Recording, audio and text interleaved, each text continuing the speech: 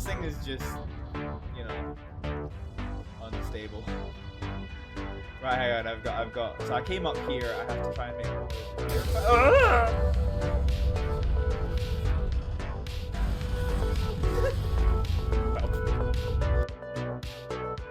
Doesn't hit as hard as life does. Jesus Christ, that was deep. Who hurt you? Shit.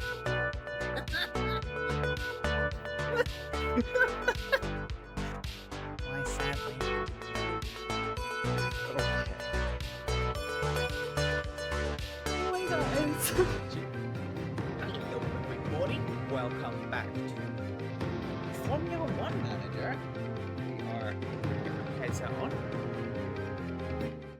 I was gonna say we're gonna get our headset on so we can hear what the fuck, and I realized that the game audio was incredibly loud because Jesus Christ, fuck menu music. Hello everybody, welcome back to Formula 1 Manager. I know I've already said it, but I'm gonna say it again. Purely because the game audio was just so freaking loud that yeah, that might have just not been a possibility. So we're gonna load back in with our save. So where we left off last time was that we had just finished off round number 11, which was Austria, which out of nowhere, out of absolutely nowhere, saw not one but both of our drivers score their first championship points of Hibble F1's career.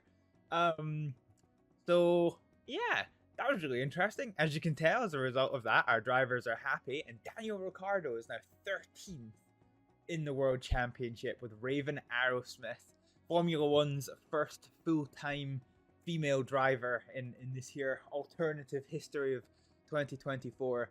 She is now 15th in the Drivers' World Championship, which was wild. I was not expecting to.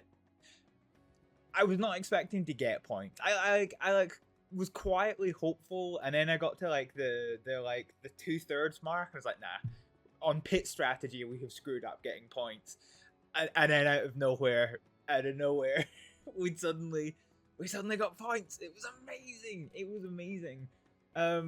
So the long term objective is for us to be like a regular points contender, and our season objective is to get to 7th or above. A task I thought was actually impossible, but if we look at the standings going into round 12, which is Silverstone, Hibble F1 is now 8th in the Constructors' World Championship, which is exciting.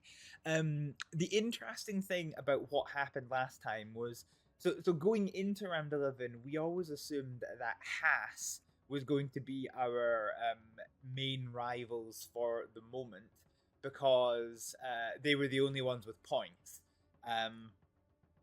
Whereas Williams, Sauber, and Alpine and Hibble F1 all had 0 going into round 10.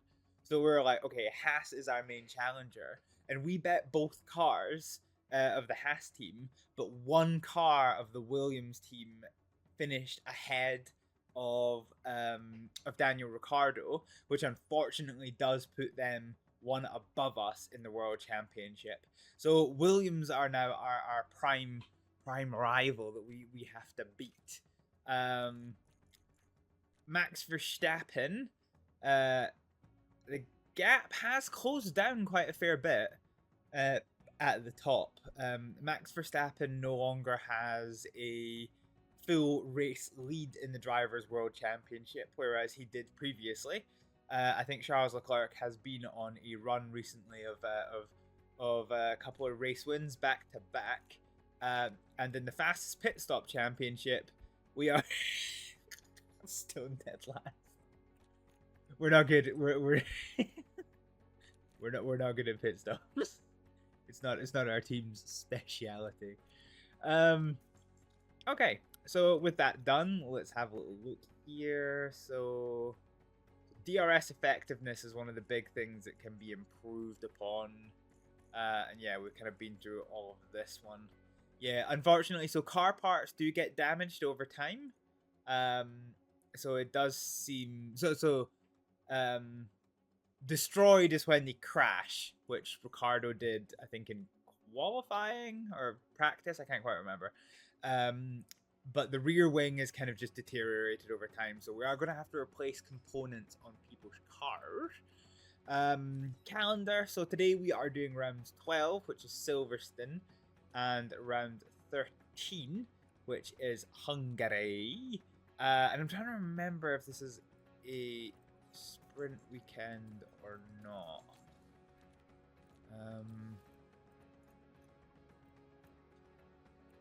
No. Okay, so there's no sprints. There is no sprints. Okay, this is fine. This is fine. So we've got a good pairing here. First time I've seen that progress in a little while. Jean-Luc Marie is very enthusiastic. Fair enough. Okay, so we have to. So there's a few things that we've got to do. So first things first, let's go ahead and do our pit stop strategy. So in terms of our pit stop strategy, our team are currently exhausted. Eesh. So I think, yeah, okay, so if we stick to this schedule, they are going to be exhausted. Oof. Pit stop errors, pit stop time, car building. Ugh. I think looking at how tuckered out our team are, I think fatigue reduction is actually probably going to be quite important. This is going to come slightly at the expense of pit stop time, but I think with them getting ran ragged with a sprint weekend and having to rebuild Daniel Ricciardo's car mid-weekend, everything's a bit meh with them. So they're currently pretty fatigued, and we could do with just a little bit of fatigue. Yeah, I think we can definitely do with a bit of fatigue reduction, because we've got a couple of quite important races coming up. So let's do that one. So yeah, okay. It annoys me. It really annoys me that you can't change their salary mid-season. But hey, it is what it is. Fine. Okay, let's look at car parts. So Daniel Ricciardo's car, the rear wing and the side pods are getting close to failure. Powertrain, we did put new components in Daniel Ricciardo's car. The difficulty that we've got is because of the crashes. Ricciardo has crashed slightly more than Aerosmith. I think Aerosmith is on 1 crash. And Ricciardo is on 3 for the season. So that's not what I wanted. ERS. Oh yeah, okay, right, yeah. So there you go. So you only get 2 ERSs for the season, and we've had to buy a new one because Ricciardo's crashed, and he's crashed with the new one in. So that basically means it's already pretty heavily damaged. Gearboxes, let's see. So yeah, gearbox destroyed. Yeah, so we're probably going to have to look at buying another gearbox for Ricciardo as well towards the end of the season, which isn't great. Whereas if we look at Aerosmith's setup, she's pretty well covered in terms of car part components. Things have worn down a bit, but they're still there. Gearboxes are fine, so Aerosmith is in a much better position. In terms of aerodynamics, the rear wing has failed, so we need to install a replacement, and we need to make sure we are developing the right car parts. So if we look at car parts development, we currently have a chassis and front wing in development, which is fine. And we have space, so we're building underfloors and we're building suspensions. What are we shy of? So we've got 3 chassis. Okay, we're kind of running low on front wings. Okay, we're badly running low on rear wings. Yeah, okay, so we need some more rear wings. Fine. Oh no, hang on. In warehouse 1. Okay, we probably want to build 3 rear wings. The big thing for me...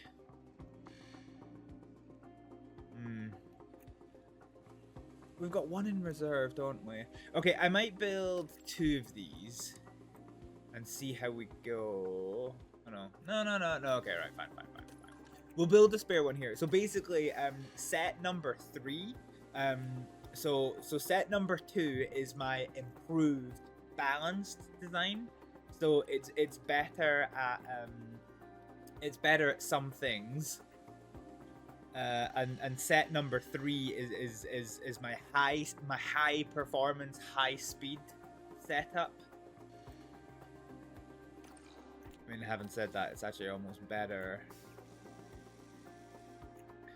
It's actually almost better in everything compared to, because you lose so little in low speed cornering. Jesus Christ.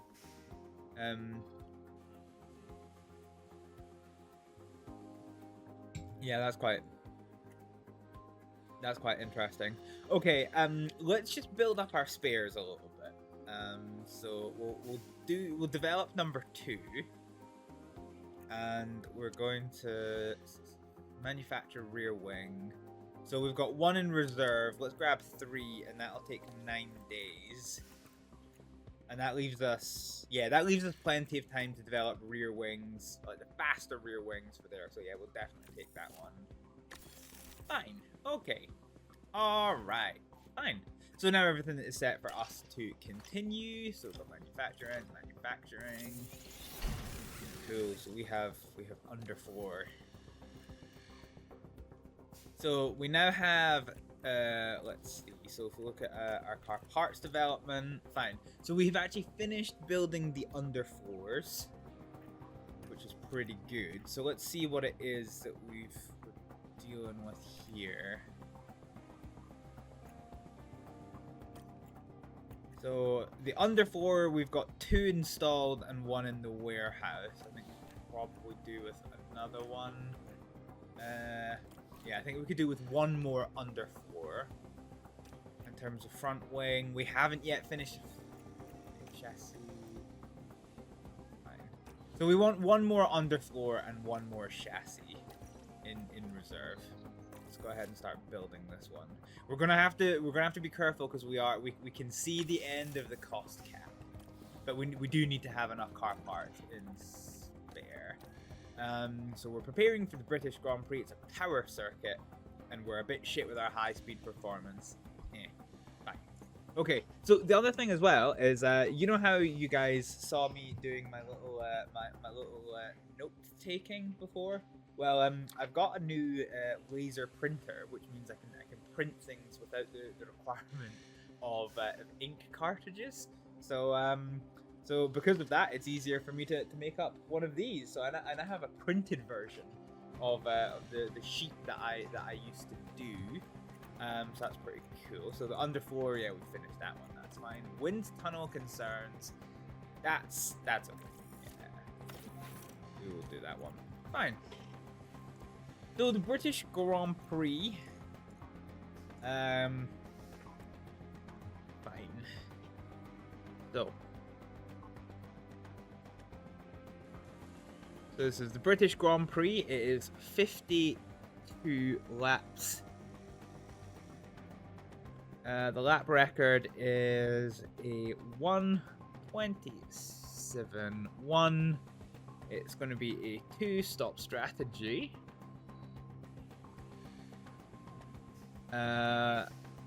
With a 75% chance of safety car. Pit losses under green flag are 21 seconds, but only 8 seconds under safety car, which is huge. Basically, if there is a safety car, we need to be ideally pitting around them, around those times. I have a feeling, based on our performance, that 18th is achievable. for both of our drivers. And so with that in mind, it is time to get ready Welcome for the British and come Grand on Prix. in to the home of British motor racing. We're here in legendary Silverstone, where the very first Formula One World Championship Grand Prix was held back in 1950. It's a place where every tuft of grass breathes motorsport, and the crowd are already crackling with excitement. I can't imagine breathing motorsport is very healthy for you. Our weekend action starts here. Yeah. So there's no sprints this weekend, so we are here for practice just now. Yeah, so car parts now are just coming up quite nicely. This is fine. What we're gonna do is we're gonna punt our fuel up to 20.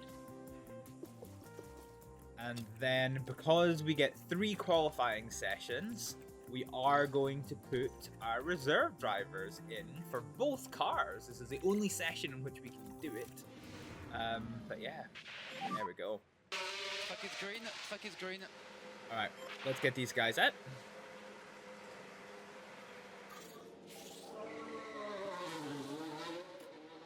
And then we are just going to try and time skip our way through this one.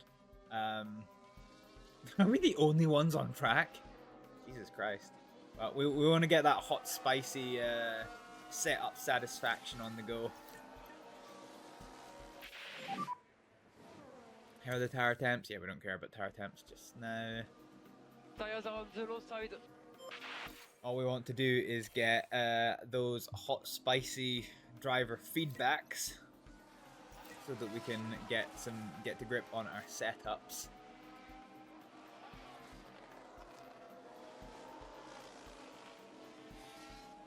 So we're 2 out of 5 just now.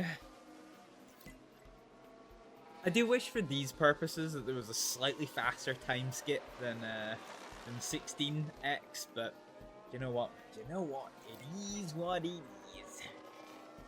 It is what it is. But we're getting close to the end of this run for our drivers. Here we go. Quick feedback. Quick feedback. Bad. Copy that. Okay. Stop. So let's do the reconfiguration. So, okay, straights are dog shit. Let's grab this into here. Traction is kind of meh. Let's adjust the front wing. Let's adjust the tire camber. Okay. This isn't an ideal. Okay. Let's just put everything to as close to the extremes as we can and see how this looks. Our tires are holding on quite well, so let's confirm. Okay. So, Jean-Luc Marie is coming in. He is in. Let's see what we're working with here. And it's kind of the same deal, but also kind of not. 17% satisfaction. That is pretty fucking dog shit. Let's adjust the anti-roll bar for better traction. Get those guys over there, and let's go for a fairly reserved strategy for him. Tires are holding up okay. All right, let's see what it is we're working with.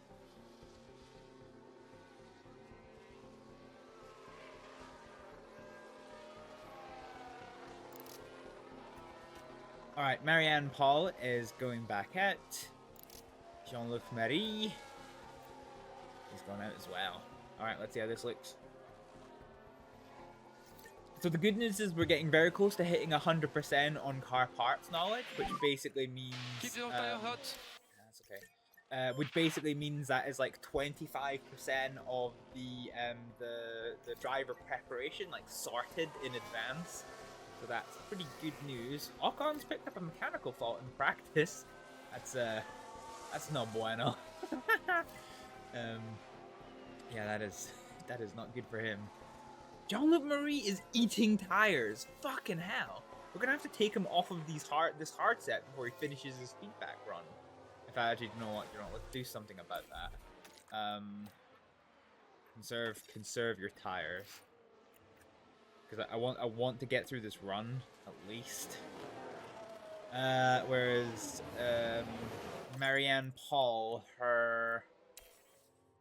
she's doing okay for tire use. I'm quite happy with that. She's about to finish this run anyway.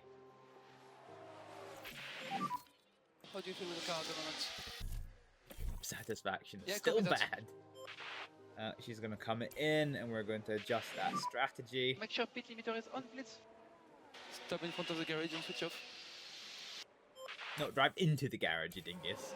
There you go. See, drive into the garage. Okay, let's reconfigure this. So things are still bad. Things are still bad, but we actually have a lot more insight into why they're bad, which kind of made this run pretty advantageous, if I'm honest. So let's adjust that down to there. Let's bring the wing back a bit more. And what we want to do is we really want to tweak that braking stability. So let's test this one. Okay, fine. So it's about 1.5 seconds. It's going to take us 5 minutes to do the configuration. So we've got, what, 15 minutes. So effectively we can do 10 laps when we come out. So there is no sense in having 20 laps of fuel because it's just going to hurt the tires. And looking at our sets here, let's go for a little bit of a run on the softs. And let's get ready to go out with Marianne Paul.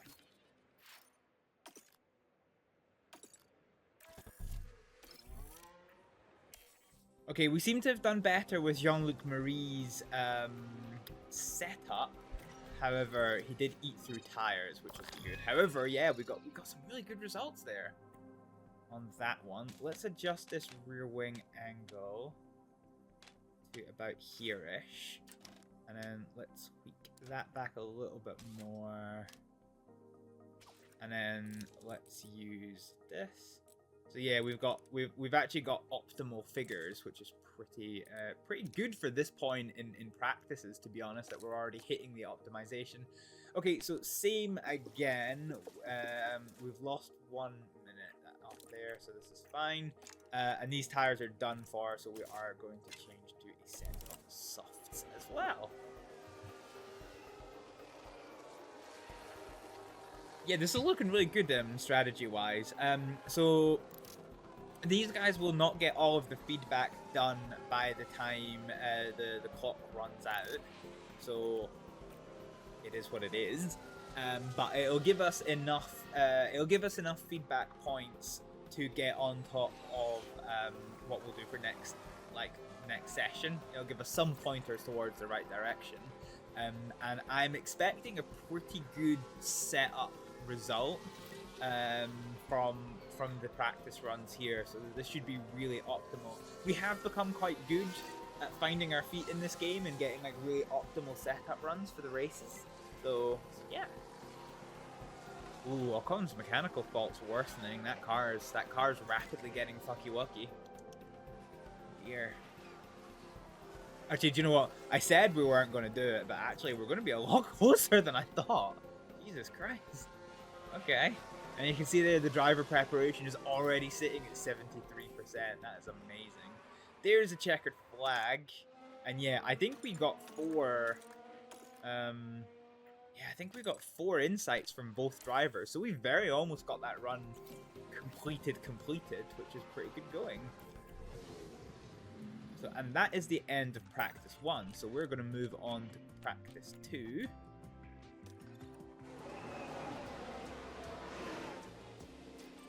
Okay, so this puts Ricardo and Aerosmith back in the car, and already look at that. Yeah, Jesus Christ. Okay, fine. We're doing good. We are doing good with the setup satisfaction. Look at this. So in terms of the car setup, the rear wing isn't ideal. Fine. So let's tweak the rear wing down by 1. That's a good place for there. Let's change the toe a little bit. Because this is our lowest number right now. Okay. Done. And then for car setup, So we are optimal. This is basically a 100% run, I reckon, for Aerosmith. So we're doing really good. So we are just going to hand this one straight over to the AI, and we'll see what they do with it. Continue. Let's have a little looky at our numbers. So we got to 90% with Ricardo. Yeah, I don't feel that's right. Okay. Let's use that to get back to there, and then. Okay. What can we do with the front wing?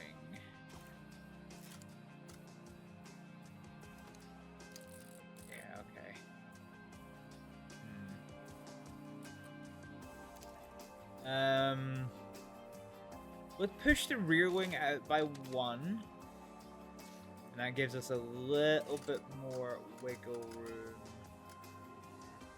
to get traction back on track. You know what? I want to reset the camber, and let's see if I can't get this a little bit better using the rear wing. And if we bring that back.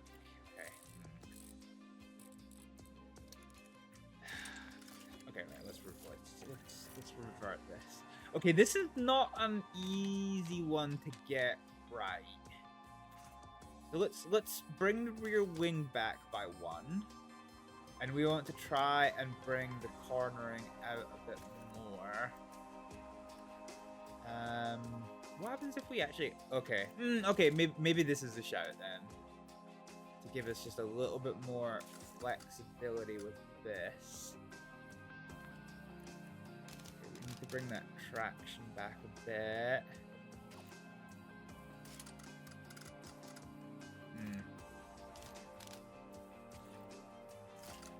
Okay, let's adjust traction with this. And okay, this isn't actually ideal. This isn't. Oh fuck! Okay, our straight line performance is a bit fucky wucky. Okay, I'm not convinced actually that adjusting the anti-roll distribution was the shout. So let's revert again. This is not going to be an easy one to get right for Ricardo, I don't think. Okay, this is pretty fine. Right, let's see what this looks like. I'm sure this run is going to be a lot better. We have no more medium sets available, so let's go to a set of softs, and we'll do this one for 20 laps, and then we're going to look at Aerosmith, who is pretty optimum actually. It looks like the main areas to be gained are in cornering and in the wing performance. Let's see if we can't bring this back to here, and then no. So the only way I can do that is to like fuck up that, which isn't ideal. 97 is pretty good. I'm not gonna waste too much time with this. And then if we no, do you know what? Let's just stick to 97. I've got no problem sticking to 97. Okay, so in that regard, we are on the medium tire, and so we're basically just going to do as long a run as possible. We'll call it, yeah, let's call it 25 laps, and we will just build up Aerosmith's track acclimatization, because I don't know what happened, but she hasn't got great track acclimatization. I think possibly because in order to not damage the car, they have effectively, like, once she got to a good enough percentage of setup, they just stopped her going out. But we do want to build up that track acclimatization, because this is worth 25%.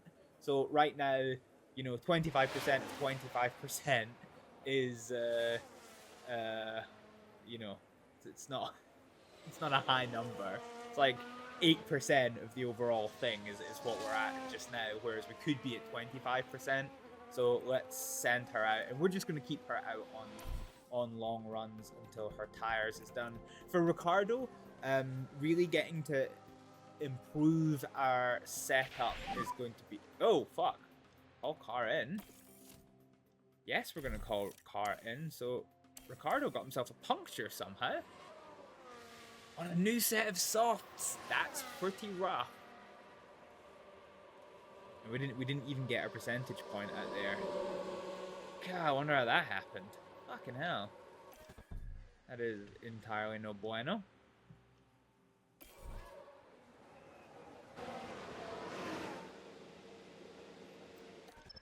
So this is effect.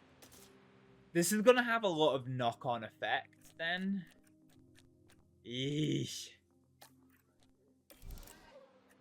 So basically, Ricardo, I can only give him this set of tires, otherwise I'm compromising his qualifying. Ah, fuck, okay. Ooh, this isn't good. This isn't good. This isn't good at all. Yeah, so right now with Aerosmith's preparation, she's on 81%. So I think we can start. I think we can really pump that number up.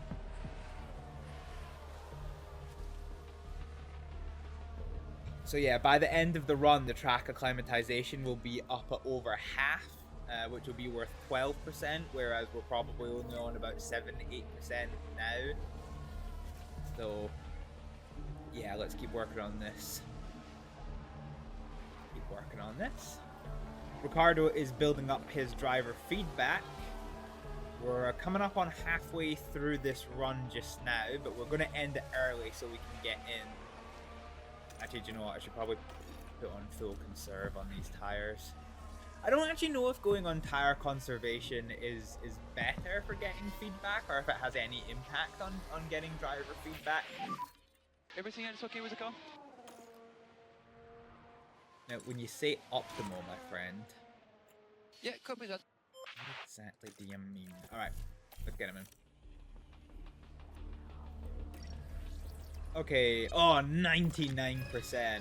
Yeah, okay, we did real good with that one. Okay, fine. Fine. Let's just keep on this set of tires for as long as we can.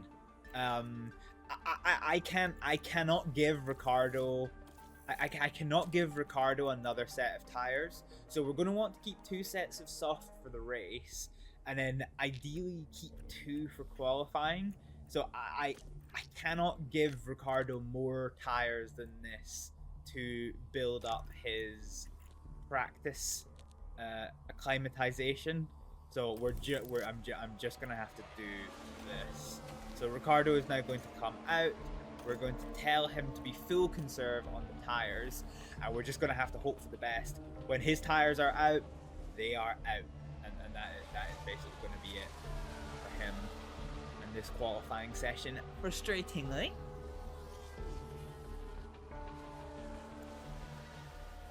Aerosmith, I'm not actually sure what her tire situation is. I wonder if we can go and conserve with her. I suppose we don't really need to. I suppose we don't really need to do much.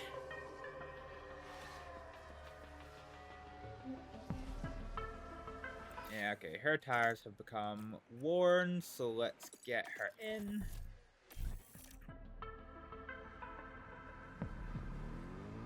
And Ricardo has worn his tires. I'm not going to risk the car, so let's get him in. And yeah, we have a whole extra set of tires for Aerosmith. So we can definitely get her out again, building up her performance. So these will do 23 laps, and we have fuel for 25 laps. And we have time for not 25 laps. Okay. Fine. Let's just call it, what, 15 is 10. Let's just call it 15 laps. Fine, yeah. And that is Ricardo. So that 90% driver preparation that we've got for Ricardo, that is as good as it's gonna get for Ricardo. Unfortunately, I don't. Oh no, we got a mechanical fault, powertrain issue in the gearbox. So from overheating. Oh Jesus. Okay, let's conserve that one. So we picked up a gearbox issue, which is slightly annoying. Here's me laughing at Ocon for picking up mechanical faults in practice. But yeah, that's not great. That isn't great. Let's also avoid high risk curves as well. We're only trying to build up, and actually driving cleaner as well. We're only trying to build up our track acclimatization, so we don't need to be doing anything dramatic for Aerosmith.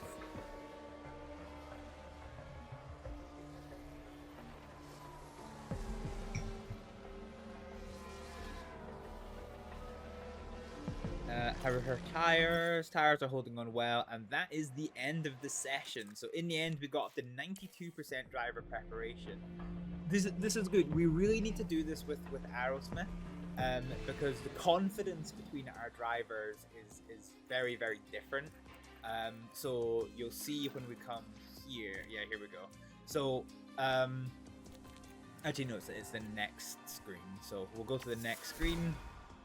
So because the driver confidence is different, Ricardo is a much more confident driver. So that 90% takes him into the I'm feeling good about this car territory. So that's going to be his default. So if nothing happens during the race, he will default to I'm feeling good about this drive. Whereas Aerosmith at 92% is in the upper end of the meh territory. So, you know, we need to... You know, we always need to push for that higher driver preparation percentage with Aerosmith. Qualifying is But coming now up, it's time and for the drivers qualifying. will be ready and raring to go. Ready The and high-speed raring corners to at go. Silverstone are a great challenge for the cars and drivers. The technical sector 1 rewards strong mechanical grip, while high-speed aerodynamic efficiency will come into play in the final 2 sectors. If Love we the turn our clipboard. attention to Pierre Gasly for a minute, Karun, how's How about he we going don't? to be feeling? How about we don't? Okay. Fine. Let's have a look at... So we're under qualifying conditions. I'm not comfortable... Okay, let's put a new gearbox into Aerosmith's car. And hope she doesn't fucking crash. Yeah, okay. Yeah, alright, okay. Fine. So we've got a new gearbox into Aerosmith's car, which will help with things. If we look at the fuel, the fuel per lap is 1.9 kilograms. Kilograms per lap, that is.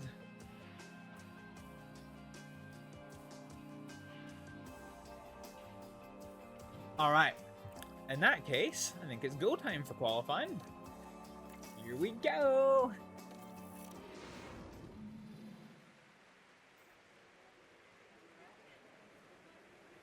Normal qualifying conditions start. Driver disqualified?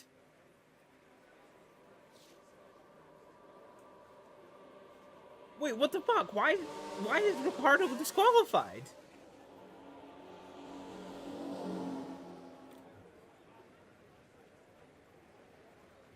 Hang on a second. This might be a bug. Let's go into this one. Because Daniel's not done anything that gets him disqualified from qualifying. So practice 3. Yeah, there you go. There's no penalties attached to him. It's always Ricardo that seems to fucking bug out. I don't get this.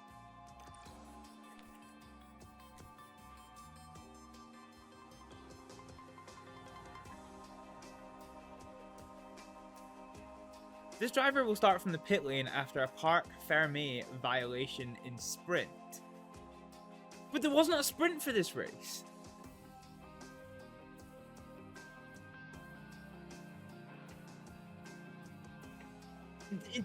What? There wasn't a sprint for this race. We served our pit lane start penalty last race. Okay, I'm just gonna assume this is bugged. Bugged the fuck. It is what it is. I can either end the stream here or I can just fucking take it on the chin. So, taking it on the chin is what we're doing. Scam, yeah, tell me about it. Fucking hell. Because we did break the parc fermé for the Austrian sprint, and we served our penalty for it in the Austrian race. Ah, fuck. Okay, fine. Ricardo's come from the back of the grid before. I'm not too disappointed. He'll be all right. He's a good egg. We just have to see what we can do with Aerosmith now.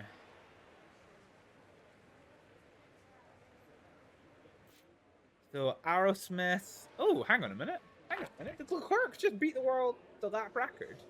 Oh shit, he did.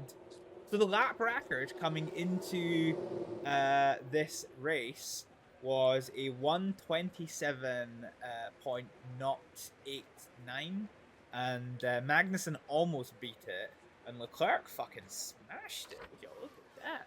Fucking hell. Fucking hell. Okay. There's a yellow flag somewhere. I'm not sure why. Tsunoda ran wide. Now remember, it's always worth like getting stuff in the bank early because shit can happen in this here qualifying session. There could be a late stage, like I've gotten to Q3 before because a late stage red flag meant that my driver had booked the time when no other driver had. Okay, we've got new tires on. Why wasn't it letting us go out? Reconfigure. Okay, here we go. So let's go again. We'll try to get 3 runs in. 4 runs is always a bit risky because traffic just gets like a little bit like fucky-wucky. Aerosmith is very much better on her first lap out. But she's green. She's green again. And she's green a 3rd time. That takes her to 10th place. Yeah, okay. Alright. So let's bring us in. So we're on the in lap. Okay, what tire has the most amount of rubber left on it? It's going to be this one. I'm not going to put another set of softs on because that's going to compromise our race strategy. So instead, we're going to give her one more attempt on this set of used tires to see if we can't make any advancement on the lap time. It's going to be unlikely. Oh, yellows from Magnussen lockup. So it's yellow, yellow, and yellow. No advance on time. Let's see. Lance Stroll is probably the only one who can kick us out. Well, Sargent probably can if he pulls together a good lap. Yeah, there we go. Okay, we're going to be out both cars in Q1. Oh, man. There. Yellows. Quite a few yellow flags this session. Is Bottas having a spin? That's unfortunate.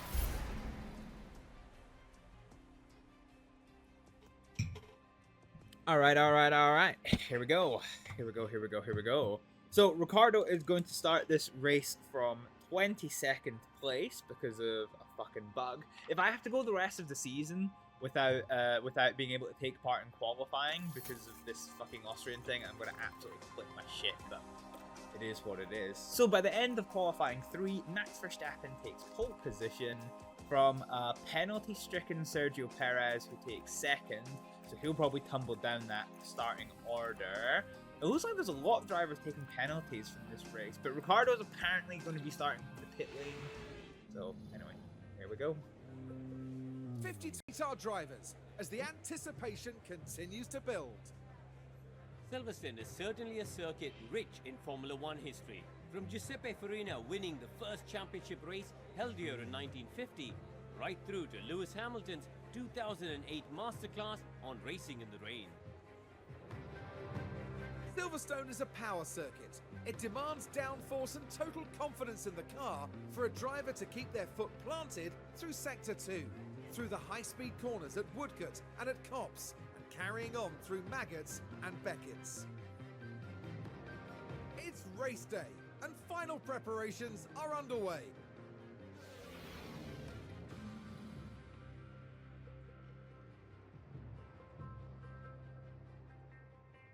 All right, we're gonna move the camera because we're coming into race territory. Okay, so we know what our reports are. Let's look at the stops. So poor Ricciardo is going to be starting from the pit lane. Now, engine use is going to be an issue. Okay, so Aerosmith, because of the penalties to the other drivers, is going to be starting in 16th place. It looks like a two-stop is going to be best for our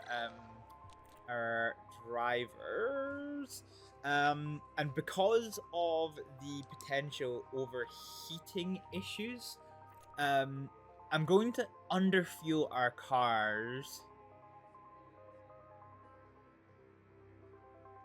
I'm trying to decide if I want 3 laps or 2 laps.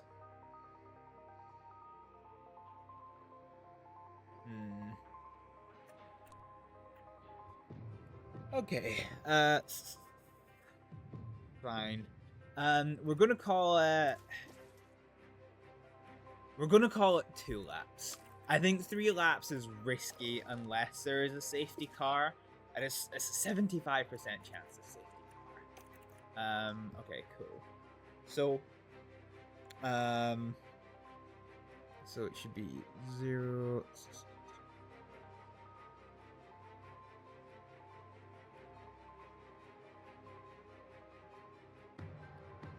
Fine. And we are what did we underfuel by? So 54, so 92. So yeah, it's 3.8 is what we've underfueled by. So this is going to become important for my number crunching later on in this race. Fine. Okay. Okay, in terms of the strategy, I'm actually reasonably happy with this. So strategy A gives us a race time of 1 hour and 17 minutes. That adds 11 seconds. Strategy C is worthwhile as well, but I don't like the way that works. Okay, I think A is definitely the best one. I see us getting lapped once, so I think this will not be an issue. So that is going to... so we're going to start on the softs. And on lap 16, we're going to pit for a set of mediums. And then on lap 36, we're going to pit for a set of softs again. I wonder, actually, if there's merit to us starting on the mediums. Yeah, actually, no, fuck it. Let's because we're a pit lane start, right? So we're not going to be fighting for position straight off the line.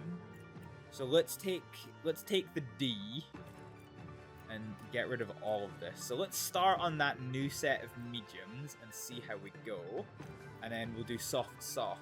So the reason why this is good is that if there is an early safety car, this is going to give us a little bit extra flexibility.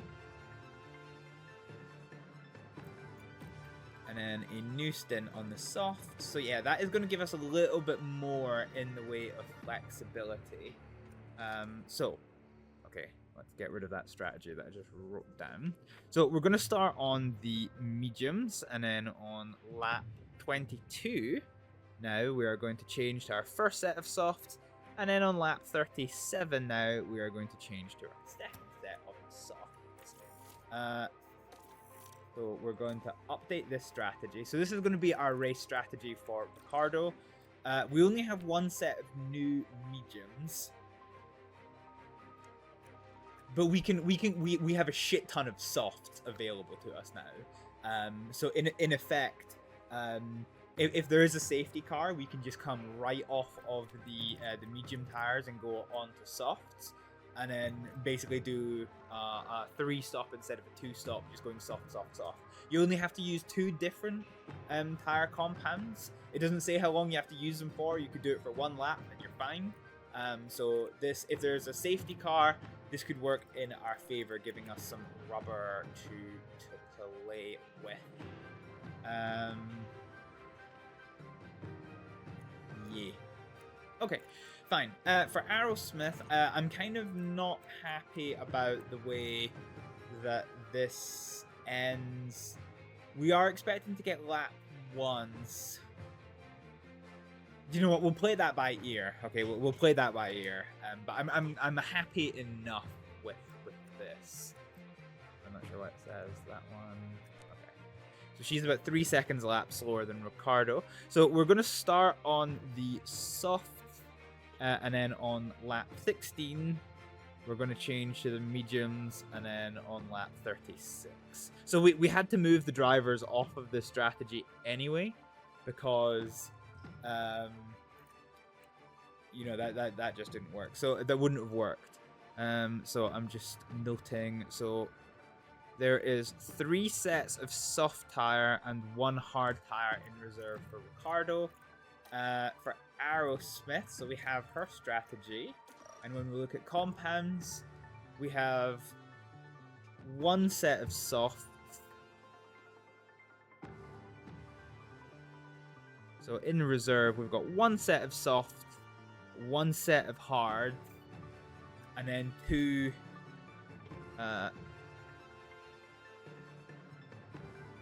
half sets of softs available. Fine. So we have those are our options that are available to us. We've underfueled our cars by nearly 4 kilograms. So the reason that I do this is that my engine typically runs hot because my chassis and my side pods don't allow for optimized cooling this early in like the development of the car. Remember, Hibble F1 started with a good pool of money, but the shittest factory and the shittest car that we could. So for me, it is better to underfuel my cars and not like go for lean fuel mixture. To avoid overheating the engine, basically, because the more it overheats, the more wear goes into the engine, and I don't have money to keep buying new engines. But it is now time to start the British Grand Prix. Welcome back, everyone. The final preparations are now being made as we head into the race. There's a chance for Esteban Ocon to show what he can do here. They sit in 17th, and let's be honest, no one wants to be at the back of the pack. But can they impress us here? Here we go. It's time to go racing. Hold on tight. It's the British Grand Prix. And it's lights out, and away we go. All right, here we go, here we go, here we go. So let's always defend, always attack. Defend, attack. And let's deploy that ERS. This is your race now. Okay. Overtake available. Okay, I'm not sure how Ricardo got himself up into 20th place. I think there was another pit lane starter I didn't quite see. But okay, yeah, slightly regretting the tire choices. There's Perez got in. Right, his penalty sent him so far down the order. Aerosmith is overtaking Right, Perez. let's take a look now. Yeah, right. Now we're watching the action closely here. Oh, he went There's off. the He opening. ran wide. Oh, Perez. And that sees them move to 15. Well, that is unfortunate for Perez. So Perez is down at the bottom having a bad day, and Aerosmith is up into 15th now. Yeah.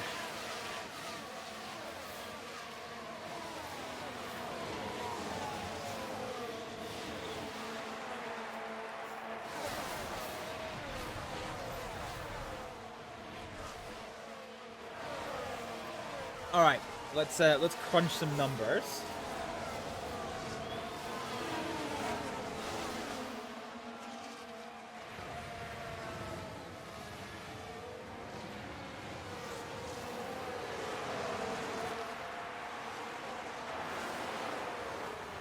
Fine. B.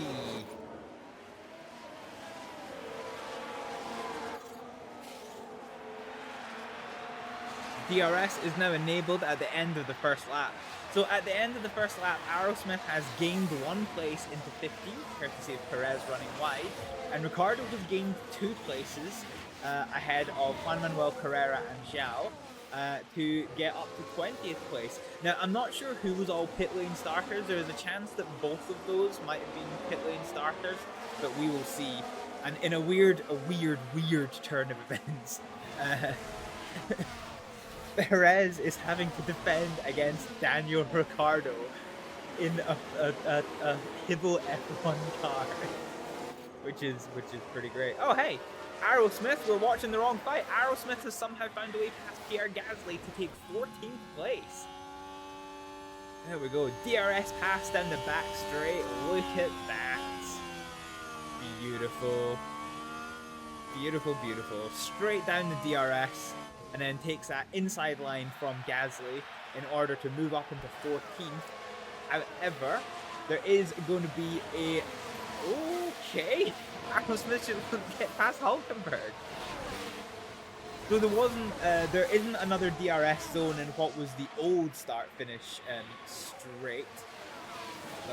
Coming into the Maggots-Beckett's Cops complex, Aerosmith has got a pretty secure 13th place. So there was no DRS run.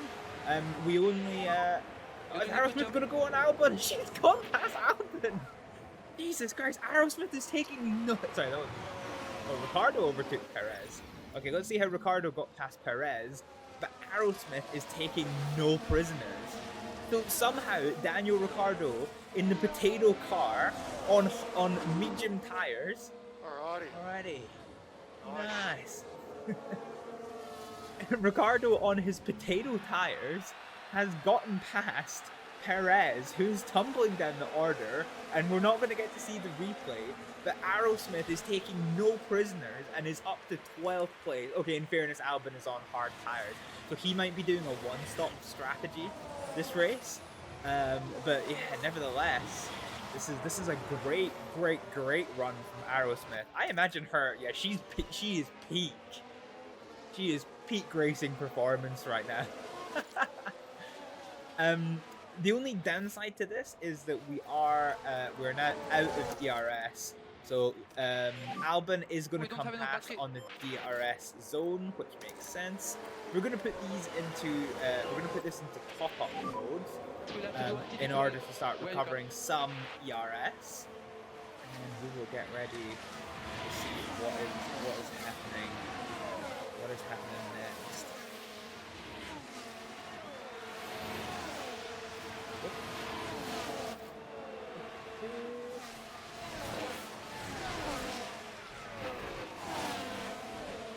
Gasly is overtaken Aerosmith. Okay, I missed that one, and I also missed the replay, but we are now tumbling down the order a little bit, which is kind of a little bit annoying there, but hey ho, what are you gonna do?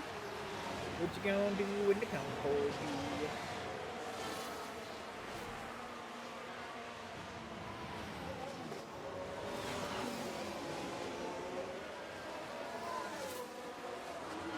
Okay. All right, I have our race fuel strategy figured out now. So we're gonna leave the ERS in top-up mode, try and build it up for a later point in the race. The good news is, although Gasly has overtaken Aerosmith, oh yellows. Why is there yellows? Okay, yellows are cleared, and it was Juan Manuel Carrera who's having a very mediocre season. Very mediocre season for Carrera, but he locks up. Leave it very late. Ouch. That's at the start of the Maggots Beckett's Cops complex. So yeah, Gasly did get back ahead of Aerosmith, but he has had to burn a fair bit of tires to do so. Perez has finally found a way past Daniel Ricciardo on his like fucking on his harder tires. So yeah, well, Hulkenberg. Okay, Aerosmith's fantastic start to the race. It's there for the taking. Yeah, is not lasted, unfortunately. Hulkenberg now comes past on the DRS zone, coming into Luffield. And Nico Hulkenberg gets himself ahead. And so the only way for Aerosmith to get past is basically, there's no DRS at this point on the track. There's only the 2 DRS zones. So all she can really do is try and hold on to Hulkenberg's back bumper. Once again, the big saving grace is that Hulkenberg has had to spend 5% more tires in order to get past Aerosmith. So this could be really important for the strategy fight. And by making them burn their tires, we could be putting them into a position where they are going to be forced to maybe do like a 3-stop strategy. Aerosmith thinking about trying to get past Hulkenberg. Oh no, sorry, I'm looking at the wrong car. Sargent is thinking about trying to get past Aerosmith, but thankfully didn't make that happen. So we're going to hold on to 15th place. So we still gained for both drivers. Ricciardo is up 2 places and Aerosmith is up 1. So this is still progress. But this is a higher speed track. So this is probably going to be a little bit more difficult for us to make progress on the track. For us, this is basically going to be about maintaining tire strategy and playing into the safety car. Here we go, Aerosmith has got the...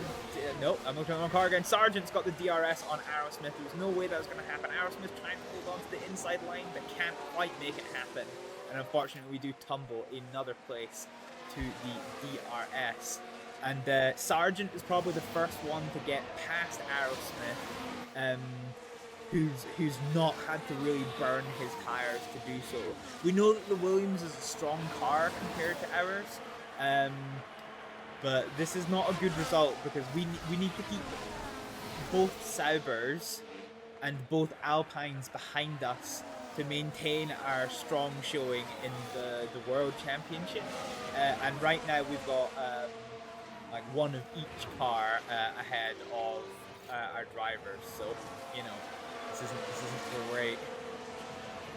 Aerosmith is fighting for her life. God damn it. Yeah. Not really sure what else we can make of this. The other problem is because Aerosmith is running in dirty air, her temperatures are increasing a bit. But yeah, we're just not able to stay on the back of Sargent. Just to double check, we're not running any of... No, we're not running any of this. We're still pretty confident, so here's hoping we can try and turn this confidence into track position. But Magnussen is right on the tail end of Aerosmith, and Sargent is pulling away from us quite a fair bit.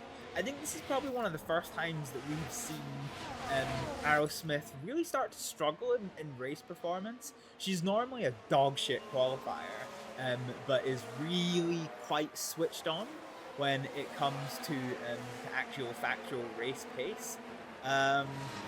We weren't able to make any considerable gains towards... So, actually, no, I tell a lie. We've taken half of a second out of Logan Sargent in front of us, who is himself right on the back of Hulkenberg. So this little train is starting to close up quite a little bit. Aerosmith's in the tow. She's using that to try and get right on the back of Sargent as close as she can. We're going to come into the second of the lap's 2 DRS zones. So Aerosmith's DRS is open. She is trying to close up on Logan Sargent now within a 1/10 of a second, with 2/10 of a second. Sargent is himself attempting an overtake on a Hulkenberg, and Sargent has made it happen. Looks like a little bit of wheel-to-wheel action. Can Aerosmith also capitalize past Hulkenberg? But no, she can't. We split the Hasses. So Magnussen has come with us.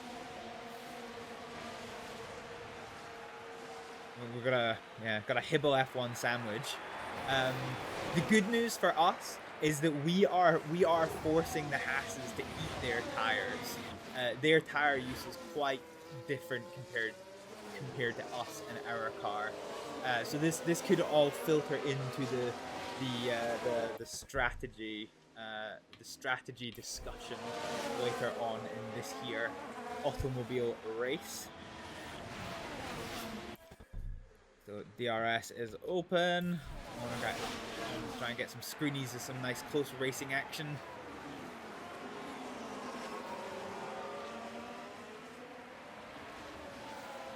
And Aerosmith is glued to the rear panel of Hulkenberg here in front of us. Oh, we're gonna try it down the inside line. Hang on a minute, we got. Oh, that's what I wanted. That's what I wanted. Okay, that actually kind of turned out a little bit dog shit.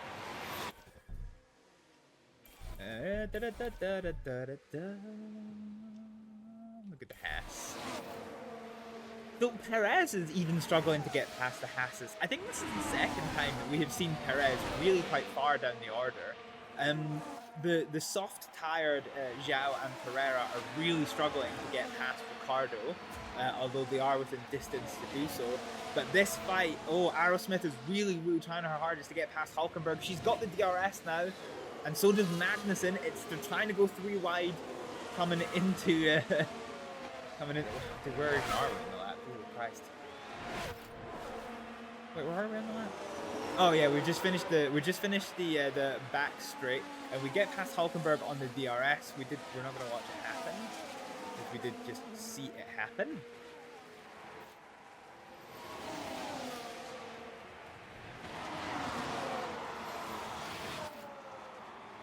Ooh, and Zhao has developed the fault. Interesting. So, if I seem a bit confused, it's because, like, the majority of my time with the Silverstone circuit, I'm looking at, like, the Silverstone National circuit. So, basically, in Silverstone National, this here... Oh, actually, hang on, you can't see from my face. This here on the map is the start-finish straight. And you go through the kind of Maggots-Beckett's complex. And then, basically, here, you turn around... And you basically join in here. Oh, there's yellows. Why is there yellows? Oh no. This means it's going to involve one of my cars. Oh no. We have a yellow. Here's the replay. Oh, maybe not. Oh, all right so far. So it's Carrera. Round they spin. And ultimately, he is just unable to bring the car under control. He is having a bad time this race. Yeah, okay, fine. So normally when it pauses like that, it's usually worrying, because it will, like, when it shows you a replay, it's either because it's involved one of your drivers with permanent damage, or it's like a red flag, basically. Oh my goodness, Aerosmith is holding up an absolute freight train here. Jesus Christ. But yeah, so the Silverstone National Circuit, as opposed to the GP circuit, is a shortened version of the track, which is used for things like British Touring Car and other kind of like national level competitions. And that's kind of much more of what I'm used to. So like basically all of this part of the track, I'm just going, huh? What? What is this? Okay, Aerosmith has dropped back massively from Hulkenberg. He has made ridiculous gains. Jesus Christ. Ricardo has, however, pulled away quite significantly from the now injured Zhao, and we are starting to close the gap down on Update on tires when you can. In terms of tire wear performance, both cars are doing really well at tire management, so I'm pretty happy with this. So, as we approach lap 10, let's take stock of this race. Max Verstappen is leading this race, absolutely fighting for his life from Charles Leclerc, who is absolutely all over the back of Verstappen, trying to take the lead of this race. And here we go, as they come around to start finish straight to begin lap number 10 of this race. Verstappen is in the lead, closely followed by Charles Leclerc. Carlos Sainz is 5 seconds adrift in 3rd place, having just taken it from Lando Norris, who follows him now half a second behind. Oscar Piastri is in a race of his own, as is Lewis Hamilton, George Russell, and Alonso is fighting off. Ooh, hang on, yellows somewhere.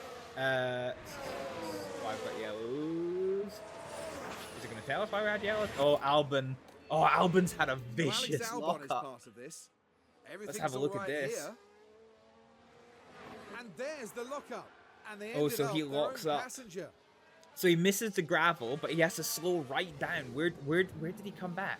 Did one of our drivers be able to take that one? No. Oh, what happened to Aerosmith? She's down in 17th. Oh, I think we've had to take avoiding action. I think we've had to take avoiding action, and it's cost us quite a few places. We're now side by side with Perez, which is still a wild statement to say. We're absolutely wheel to wheel with Perez coming into where the fuck are we? Okay, we're coming into the I guess the first straight. We've got the DRS trying to catch back up to Perez on the entry into Luffield, and that is really going to happen. So we're going to come around to the original start-finish straight and see if we can't get the toe towards Perez. But yeah, this has cost us positions. Our cars are very almost side by side on the track now, but our tires are kind of starting to give up the ghost a little bit, which is kind of not ideal.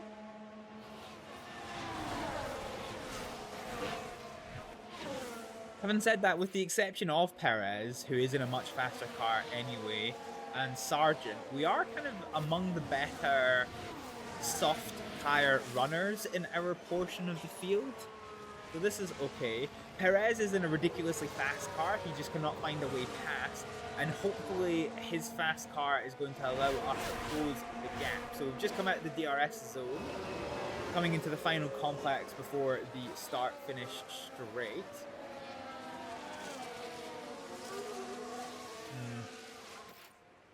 Oh, you can see they're jostling. So as they jostle, hopefully that is going to cost them time and allow us to close up onto the back of them. That would be quite nice. Ricciardo is now within DRS distance of Esteban Ocon. So this is going to prove really interesting. So if he can put pressure on Ocon, that is going to give Aerosmith a little bit of security. So Ricciardo's DRS is open, as is Aerosmith's. Can we close down that gap? Zoo coming No. now. Not really. Zoo 3 behind. Not really.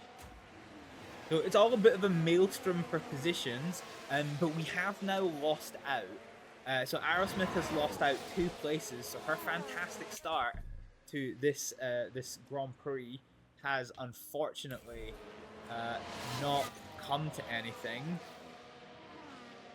And somehow that new gearbox that we put in... Oh no! Fuck! Because we reloaded the save for Ricciardo... Ah, we didn't... Because we reloaded the save for Ricciardo... We forgot to put the new gearbox in. So Aerosmith still has that wounded fucking gearbox. This is really unfortunate. Ah, beans. Okay, I'm gonna have to compromise Aerosmith's race a bit. Because we can't risk getting a gearbox fault, because if we DNF this race, then that's like the worst possible outcome. There's still a chance of safety car, there's still a chance of some jank, but that explains why we kind of started falling down the order quite a lot. Juan Manuel Carrera is going to open up the pit stops now, and I think we're going to start to see some of these cars come into the pits very, very imminently. Ricardo, with his harder tires, is chasing down Esteban Ocon. They're about evenly matched on medium tires. So it's going to be them to race pace between the two drivers. Ricardo with a little bit more kind of experience under his belt. Let's see if he can find a way past Esteban Ocon. Aerosmith is now on the back of Magnussen, but in turn Ocon is right on the back of her. We have had to tell Aerosmith to avoid the dirty air and to avoid the high risk curbs to prevent our gearbox from taking any more damage than it has. Yeah, this isn't good, and we do lose out to Ocon, which is annoying. And the gearbox has now developed an actual issue. So the gearbox has developed an acceleration issue due to overheating. Whoa, what was that? What the fuck was that? Oh, Albon spins! Let's have a look at that. Now we're watching the action closely here. So we hang on. So we get past Ocon. So Aerosmith gets past Ocon, and then at some point we're going to see.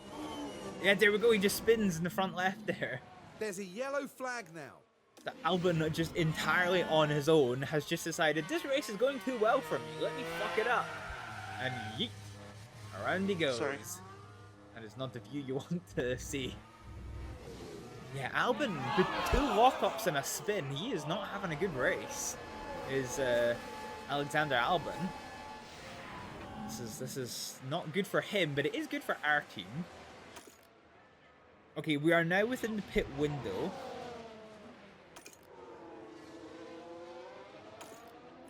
And is this powertrain issue...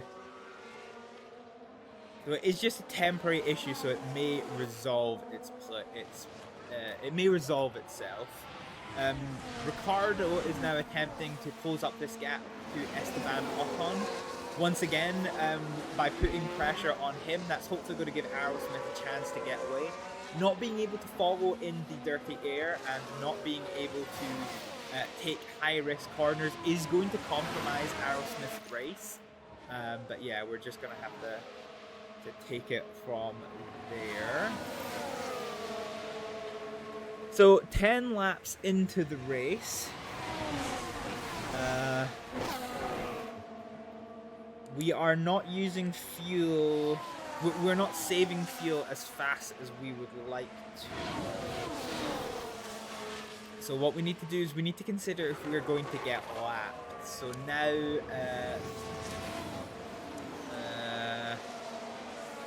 okay, I think we'll be lapped by lap 35. So I don't have to worry too much about this, I reckon. And here we go, the pit lane, the pits have opened up with Hulkenberg, Gasly and Albon now in the pits with their wounded tyres.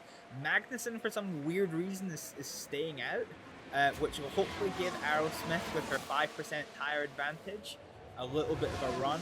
So we are going to be coming in very, very soon. I don't actually think there's much in the way of high-risk curbing, because we don't seem to be saving... Normally when you say avoid the high-risk curbs, your tire, like, wear use just goes, like, you know, you end up saving so much tires that you can just run on full aggression constantly. But that doesn't seem to be the case here at Silverstone, so we need to keep that one in mind. So Ricardo is now right on the tail of Esteban Ocon. Can he get past before we have to make something of this? We will have to see. We will definitely have to see.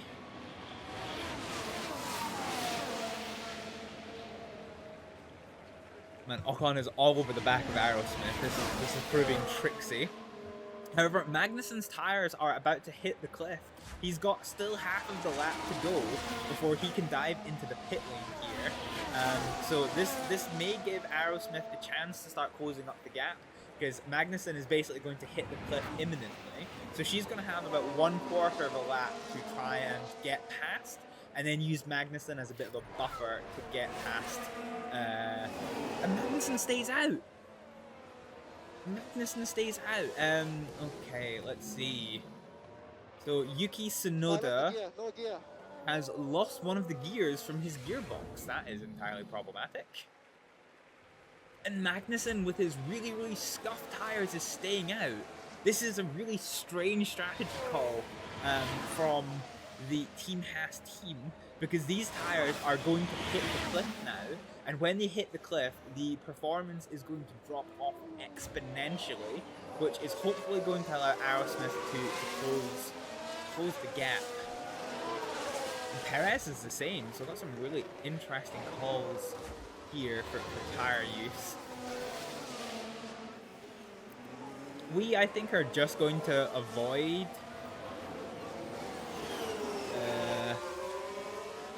actually, we might not avoid the cliff, actually. But the cliff doesn't seem to be having that... Okay, I was going to say it's not having that much of an impact, but yes, it is. We're now within 0.3 of a second of Magnussen. God, I thought I heard a car spin off there. Jesus Christ. But we can't seem to find a way past them, which is interesting. I think because we're really having to defend from Esteban Ocon, that is preventing us from really catching up to Magnussen.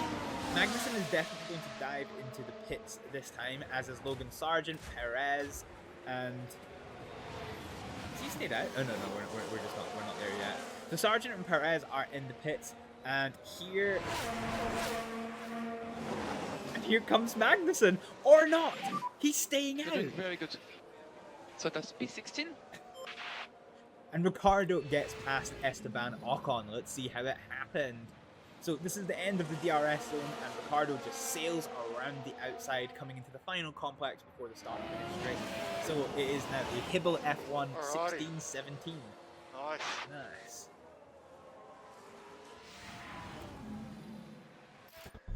Okay. For some reason or other, Magnussen is not going into the pit lane, but we definitely are. So this should help us actually get the undercut onto Magnussen, I reckon. So we are definitely going to come in this lap for new tires. Is that issue change? Okay, no, fine. So Perez and Sargent are going to find themselves now fairly low down the order, courtesy of their pit stops. And now on lap 16, Charles Leclerc is going to pit from the lead of this race. He did get past Max Verstappen on his Max Verstappen's well-worn set of softs. Carlos Sainz is on his own, having opened up the gap from Lando Norris by over 2 seconds. Oscar Piastri in 5th, with Yuki Tsunoda 5 seconds adrift. Hamilton is also in a race of his own, as is Russell, Alonso, Stroll, Bottas, and then Magnussen is in 12th place, leading the freight train consisting of Aerosmith, Ricciardo. Ocon is quite a bit back now. Zhao is 6.5 seconds off of their pace, with Perez desperately trying to chase him down, trying to repair his race. Hulkenberg in 18th is part of that train, and then Logan Sargent on his own in 19th, with Gasly in 20th, Albon 21st, and Juan Manuel Carrera in 22nd. Okay, Aerosmith has just hit the cliff, but we are pitting this time round. So let's see how this goes. Magnussen, with his really, really scuffed set of tires, is also pitting. So let's just see what we can make of this. If we can get a good pit stop here, like a really good pit stop, or if Magnussen has an issue, we may leapfrog him. I would think it unlikely, but we may be able to. No, he's gone. So a 2.69 is pretty good for Hibble F1. Pretty good for Hibble F1. And with our new set of medium tires, Aerosmith is going to come out in last place. But this is fine. So Magnussen's gone for hard, so he might be trying to one-stop this race, which is a bold strategy, but it seems a few people are going for the hard, so this could be quite interesting. And Oscar Piastri has picked up a mechanical fault as well. Vibration's quite bad now. So coming into the pit lane, yeah, he has picked up a mechanical fault. So we have done Aerosmith's first pit stop. And we're now going to be looking towards Ricciardo's first pit stop. So Ricardo's now up to 12th place, slightly out of position with the pit stop order. We're not going to comment on his gains purely because we need to wait for everyone to take their pit stop before we have a good idea of where everyone is going to filter out. Out of the people who haven't pitted, yeah, Ricardo currently has the best tires, so this I think is going to give us quite a bit of flexibility coming into the later stages of the race. Yeah, Ocon has really had to burn through these tires, so if he is going to be on a two-stop strategy... Ocon will have issues. Ocon has picked up a fault as well. Okay, what's happened here? Very strange car behavior now. Okay, it doesn't give us a clue to what component has failed, but he is battling an issue. Okay.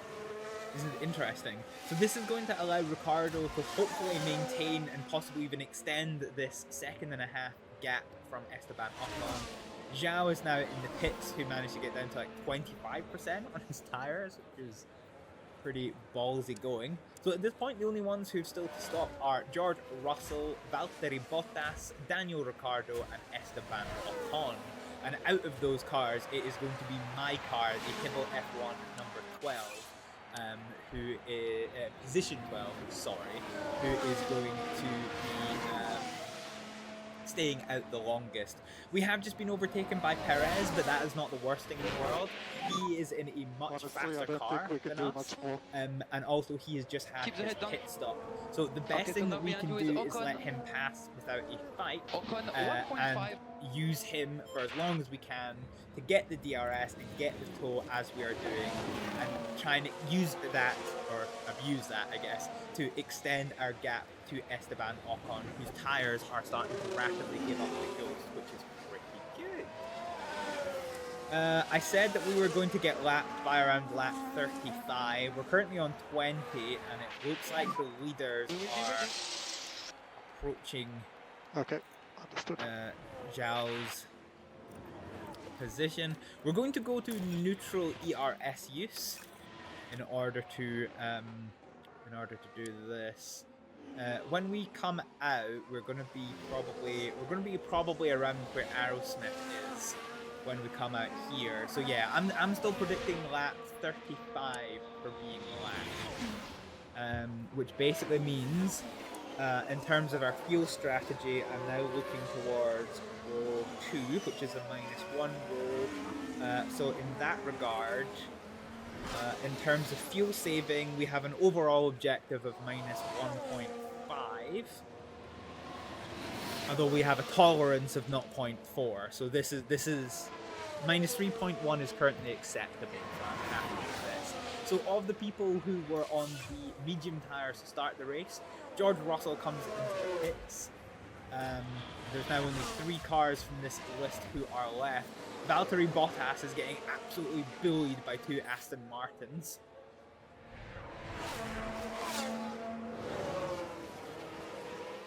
Okay, our tires are kind of cold. We're going to need to watch the performance of this quite closely and see how this all pans out. So Ocon is in the pit, so it's now just Valtteri Bottas and Daniel Ricciardo who are going on their older tires. Let's see where Ocon comes out.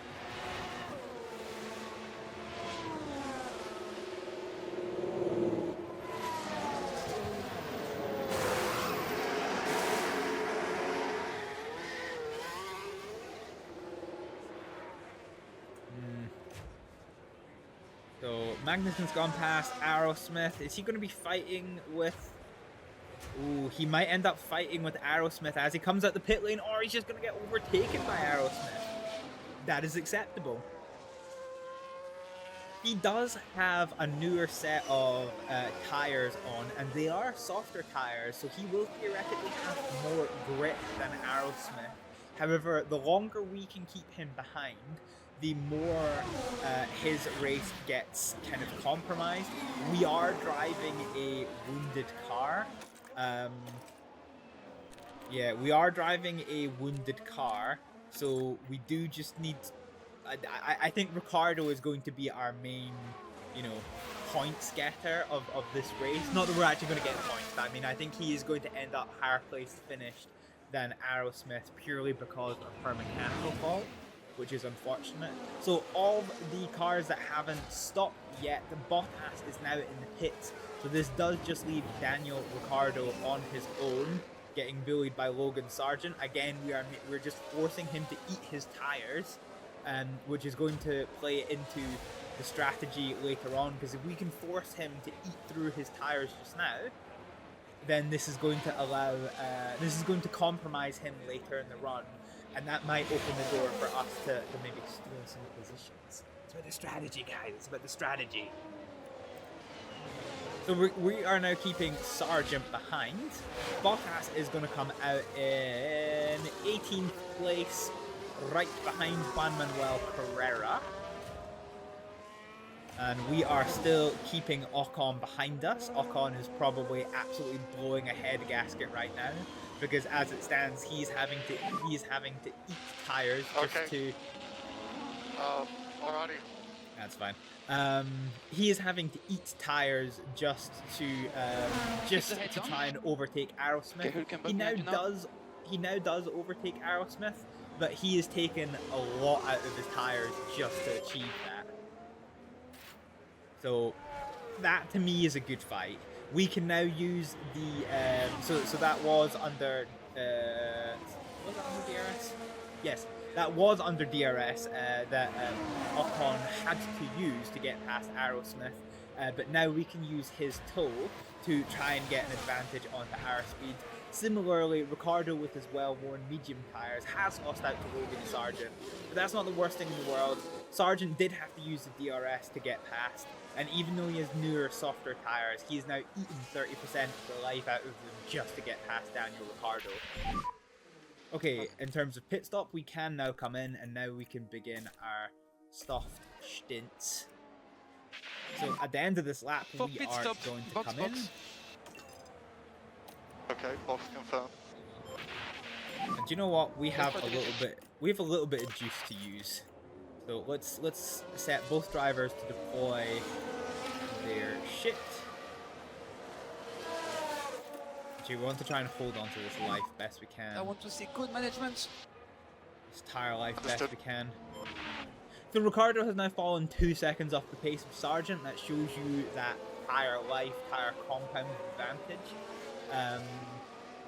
But we've obtained our objective of kind of wounding his race by defending hard against him, which is good. So now, as the leaders are on lap 23, Charles Leclerc is in the lead of the race with Max Verstappen 6 seconds off the pace. Lando Norris is 8 seconds adrift in third, with Sainz, Piastri, Hamilton, Tsunoda, Russell, Alonso all in races of their own. Well, I say that. Alonso is fighting off of his teammate Lance Stroll for 9th place. Sergio Perez is in 11th, who is completely on his own from Logan Sargent. Ricciardo 2.5 seconds off the pace. Hulkenberg is on his own, as is Albon. Gasly is in. Okay, then we'll pit lane. Let's watch the pit lane. Let's watch this pit stop. So our team is kind of fatigued, and we are notoriously not good at doing pit stops. So let's see how this turns out. Long pit stop. Fuck. Okay, Aerosmith's mechanical fault is getting worse. Okay, a 2.7 seconds is not great. We now have a major fault. This will not resolve in time.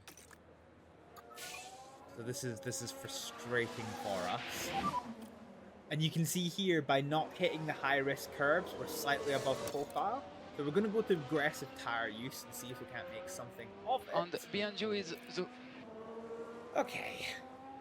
So Ricciardo comes out of the pits in 21st position behind Aerosmith. Aerosmith has a fault, so... Oh, fuck, that's not one. Aerosmith has a fault, so we are going to tell her to not fight the teammate. I don't like using team orders, but in this case, she is driving a wounded car.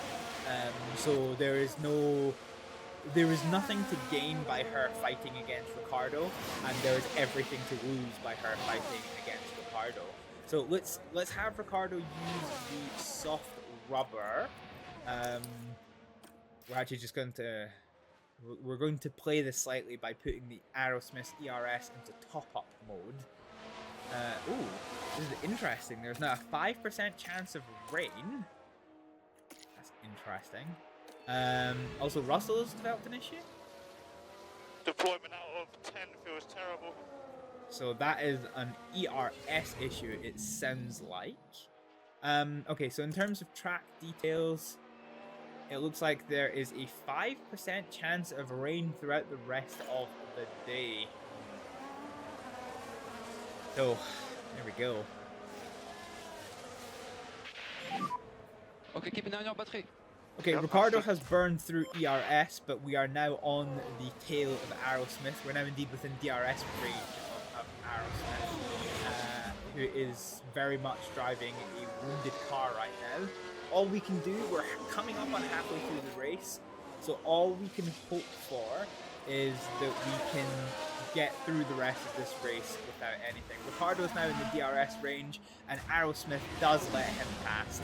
Nice, beautiful maneuver, allowing Ricardo to kind of pull away.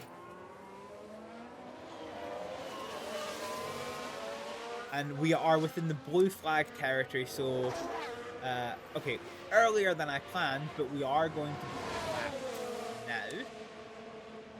And so the lap is definitely going to take us into row number 1. So now we're now aiming for minus 2.5.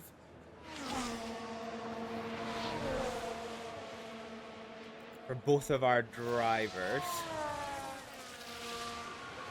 I'm still hoping for I'm still hoping for a safety car. We've not had one yet, but there is a 75% chance of safety car. That would really cement our fuel usage. Because as it stands right now, I'm not 100% sure that we are going to meet our criteria. So hang on, after 25 laps, we are...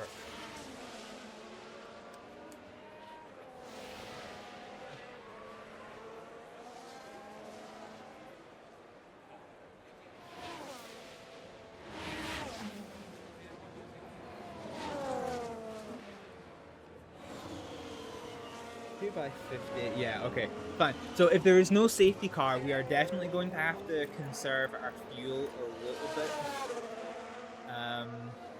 Perhaps not with Aerosmith, because with her car fault, the way that it is, there is a reasonably good chance that she is probably going to get lapped a second time before the end of this race. This gearbolt fault is really going to fuck us up, and so it's a fault with bad acceleration. And there is nothing that we can do about it at the moment. It's kind of irritating. I think we're basically just going to put her on neutral ERS use for the rest of the race, because I consider it quite unlikely we're going to be able to do anything with Aerosmith this race. Okay, understood. Ricardo's going to be the main go-getter of this race, and we do seem to have a bit of a mismatch strategy going on, with some people on hard, some on soft, some on medium, some are clearly 2 stopping, some are maybe 2 stopping, and some are clearly 1 stopping. This should be quite interesting the way that this marries up at the end of the race. As it stands right now, however, there's no kind of real battles of interest going on. So let's just go up to 2x. We don't do a great deal of time skipping during these episodes unless there's absolutely nothing going on. There is some side-to-side action with Hulkenberg and Albon, which could be interesting. They're going to have to... Oh my god, they're just literally glued together. Like glue, but that is going to help us because they have to eat tires to defend. Bottas, this has allowed Bottas to try and catch up on those two, so that is providing some definite advantages to our team. And we're going to slow it down a little bit because there is now some battles opening up. So Hulkenberg in 14th place is all of a sudden leading a freight train of Valtteri Bottas and Juan Manuel Carrera, who's come up from Formula 2. I was watching a Formula 2 race the other day, and it's like, Juan Manuel Carrera, I know that name. I know that name from my F1 places. And basically, because we've stolen Daniel Ricciardo from Team RB, they have promoted Juan Manuel Carrera from Formula 2 into Formula 1. So I was like, I know that name.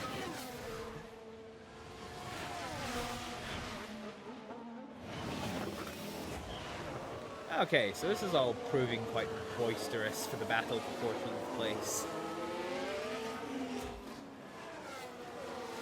Bottas looks like he's cemented it really well, but he does have newer, softer tyres. Hulkenberg has newer tyres than Carrera, but they are harder tyres, whereas Carrera is once again about to hit the slip. I wonder if we are going to see any absolute, really weird Hail Marys, where there's teams getting, like Magnussen did, getting tyres down to 20%.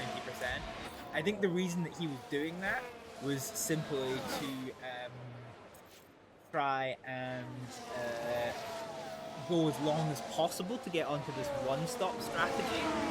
Although with his tyres at 60%, I'm not necessarily the most convinced he's going to survive a one-stop strategy on hards.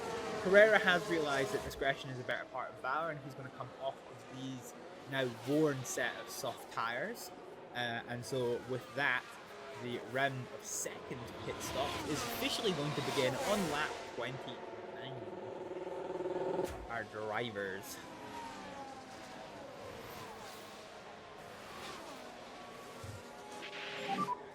In front of you is Ocon. Ocon 1.3.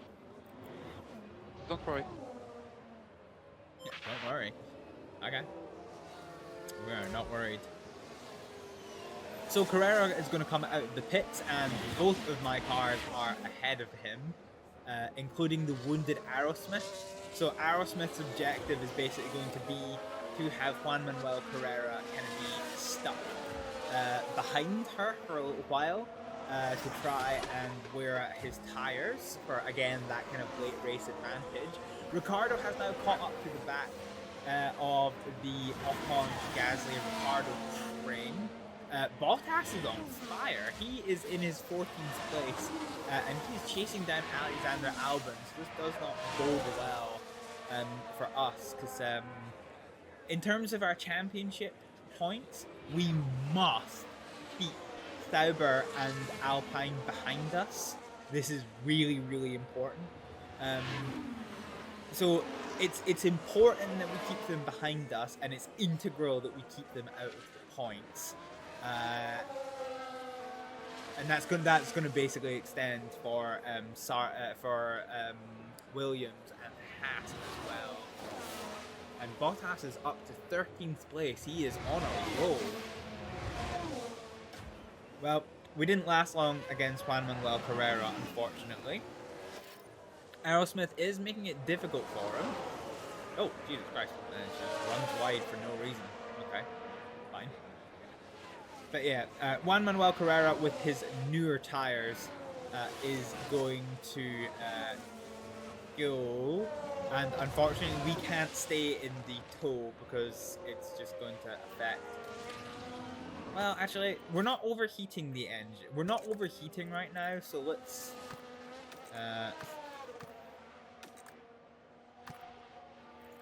okay. We'll keep avoiding high-risk curbs. But we will no longer worry about driving in clean air, because our engine is pretty cool. If it starts getting too hot again, then we will switch that back on. But let's just see if we can stay on the back of Juan Manuel Carrera. We are on damage management with Aerosmith, so let's just see what we can make of this. Just see what we can make of this event, huh? So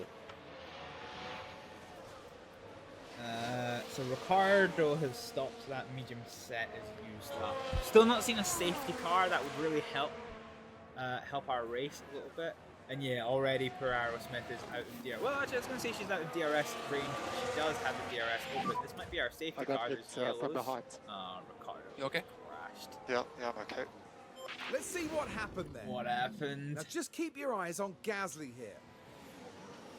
So Cutting it Ricardo so goes for the close. overtake. And the impact on the car It's quite clear. That will have knocked their confidence, I'm sure. So Ricciardo dive bombed the inside on Gasly. And for the crew watching on in the it's not garage, paid off. that really must have been a hard one to take. I have a fear that Ricciardo may have a front left puncture. No, apparently we're doing okay. In front of us, Gasly. His driver confidence has gone to absolute potato. So that's not. So we keep focusing on the pace. Yeah. Okay. Fine. It seems we got away with that then in the nicest possible way. Let's see if we can. So collision. Okay. Race control deemed it a racing incident. If I was a racing steward there, You're doing a good job. it was a bit of We an have Ocon aggressive in Hail front. Mary from Ricciardo. Ocon 1.2 in front. I probably, if I was thinking with an independent hat on, I probably would have been less forgiving on Ricciardo. But interestingly, Well, yeah, right. It certainly looks like they've developed a fault. Hulkenberg is riding the struggle bus. So it seems quite a lot of drivers have picked up mechanical fault. However, Aerosmith, unfortunately, is the one who is currently most injured. Right of you is Ocon. We are gaining, so Ocon, Ricciardo is 1.2 gaining in on front. Esteban Ocon. So it should be quite interesting. Just head down. I wonder if these guys. So Gasly's gonna go on the softs again for the last stint of this race. I wonder because if Ocon goes on softs till the end of the race, he's gonna really struggle to maintain that. But now that we're on lap 30 or 32, let's have a little check of the stop of this race. So Charles Leclerc has retained his lead of the race, with Max Verstappen in third and Carlos Sainz has just taken Max Verstappen in second. Carlos Sainz is in third, having just taken the fastest lap. Lando Norris is in fourth, gaining on Sainz. Piastri is fifth. Tsunoda is in sixth. A great showing from Team RB, actually. Lewis Hamilton is chasing down Tsunoda in seventh place, with George Russell 6 seconds off the pace. Perez has found himself up to 9th place, having started at the back of the field, and Alonso is in 10th, followed by Stroll, Sargent, Bottas, Bottas is currently fighting off against Alexander Albon. Hulkenberg, with his newly developed fall, is in 15th place, with Magnussen in 16th, Ocon in 17th, who is holding off Daniel Ricciardo. Let's see if he can't make it happen, and then the rest of the field is kind of in a race of their own. Okay, that's Ocon ahead of you. Okay, with our new tires, we are coming into the DRS zone. Can we Okay, get past don't fall Esteban Ocon? Oh, Ricciardo's trying to choose the outside line. Okay, Ocon has caught up to Magnussen, which I didn't quite expect. But this is going to have a bearing on how we manage to get past. So it's now a three-way fight for 16th place, with Magnussen on the really worn set of hard tires, and Ocon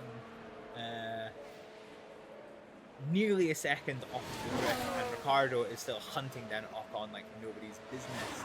So over the start-finishing line, we're coming through the opening complex of the lap, and we are about to come down to the first of two DRS zones.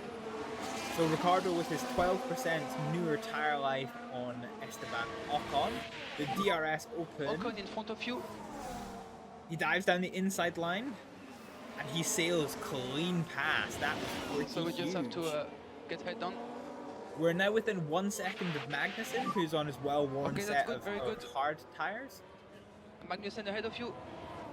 So we should, with hopes, prayers, and good vibes, be able to chase down Magnussen and make something of this position. Magnussen is himself right next to Hulkenberg, who his tires are rapidly approaching the cliff. So between tire wear and his mechanical fault, Magnussen is closed right up. So this is now a three-way battle for 15th place. Gasly is fighting for his life against Esteban. Gasly is fighting for his life against Juan Manuel Carrera, and Aerosmith is being chased down by Zhao. Aerosmith has the wounded car that has limited acceleration, but Zhao has a really worn set of soft tires, so Maybe they're going to be evenly matched. Who knows? Who knows? Ricardo has found the way past Hulkenberg, and On lap Magnussen had P16. got past the both of them. Let's see how this happened for Ricardo. So where are we? Was that is this Luffield? So that would have been the end of the DRS zone. Yes. Okay. So yes, the end of the DRS zone. Into Luffield, we achieve the pass to get us up into 17th place, which is pretty good. If Hulkenberg stops now, I think he's going to have to go on to another set of mediums. I don't see that a soft is going to last the rest of this Hulkenberg race. behind. So he's either 3-stopping or there's going to be a little bit of interestingness going on. Okay, keep it clean. There. Focus on the pace. So Ricardo now with his 12% Neurolife tires is right on the back of Magnussen. We've just come out of Luffield, so we're coming down to Dead on tires when you can, please. the OG start-finish straight, if you will. Out of curiosity, we are... Okay, yeah. So yeah, we're coming down onto the OG start-finish straight. And there's no DRS here, but we are right on the back of Magnussen. We triggered the DRS zone, so no matter what, we are going to get DRS as we come out of the Maggots Beckett's complex. And we go on to the back straight on this circuit. The DRS is open. Ricardo has chosen the inside line. And we get past coming into the final complex. And that is going to see Ricardo up into 15th place. Both Williams have stacked in the pits. That's a really interesting choice. Oh, that is... beautiful. Beautiful pit stop from the Williams team, which kind of pisses me off because that isn't good for us. But a beautiful double stat for Team Williams. Our next car pit is going to be it's going to be Aerosmith on lap 36, which will be lap 37 on the board because we are a lap down. So we'll have to see what we can make of this. Aerosmith is, as a reminder, in a very, very wounded car. So our objective is basically going to be to try and hold up the people that come out in front of us. Basically, just as long as we can. Let's see. So the Williams have both gone onto medium tires, and that will see them through to the end. Ricardo is going to have a set of softs. So although we are going to come down fairly far down this order, it is going to give us the chance to have, you know, some good rubber, which is pretty good. Oh, Magnussen is in our DRS. He's trying to fight us off with them hard tires. Do you know what? Let's just gun it with the ERS. Overtake available. Let's just try and pull out this advantage from Magnussen. Because what we need to do is we need to get Magnussen out of DRS zone, so he drops into the DRS of Logan Sargent, which will then just allow us some free space to pull away and hopefully try and catch up on Bottas. Hopefully.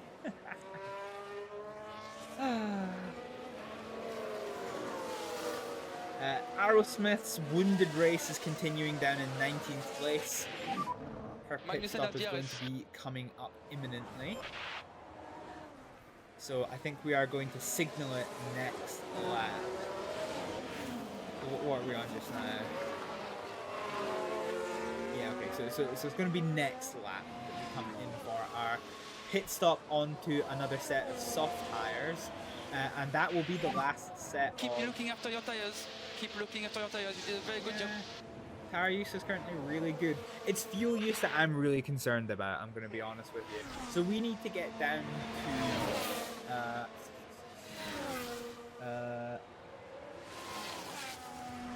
minus 1.7 by the end of the race. And I don't see currently that we're going to do that. It's going to be close, but it's like really risky close. So a safety car now would be perfection for me. Hey Carrera, have you got a crash in you?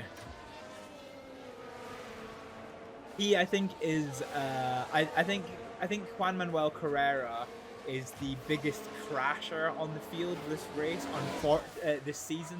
Unfortunately, closely followed behind by Ricardo. Beans. Hulkenberg with his newer rubber did get past Aerosmith. That's not unexpected. Yeah, fine. That's fine. Yeah, I'm not sure what was going on with the timing beams there. The timing seems to be all fucky-wucky down the bottom of the grid. Okay. Alright. So this is us now on our optimum pit lane strategy. So we're going to come in for a brand new set of soft tires for Aerosmith.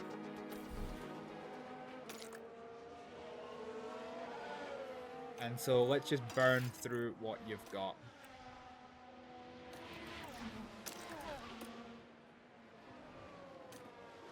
Let's just burn through what we have for Aerosmith. So we're going to pit this lap, which means Ricardo is going to pit in next lap.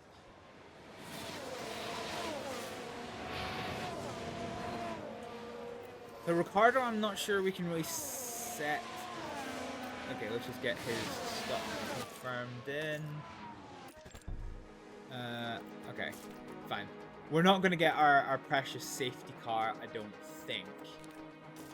So let's just go for a set of softs. And this will see us through to the end of the race. Box, box. Box confirmed.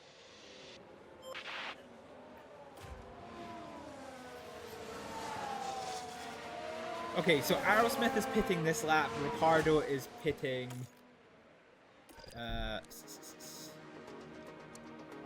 let's just confirm that it's definitely this lap. Yeah, okay, so it's definitely this lap for Ricardo, who is in the process of being overtaken. Okay.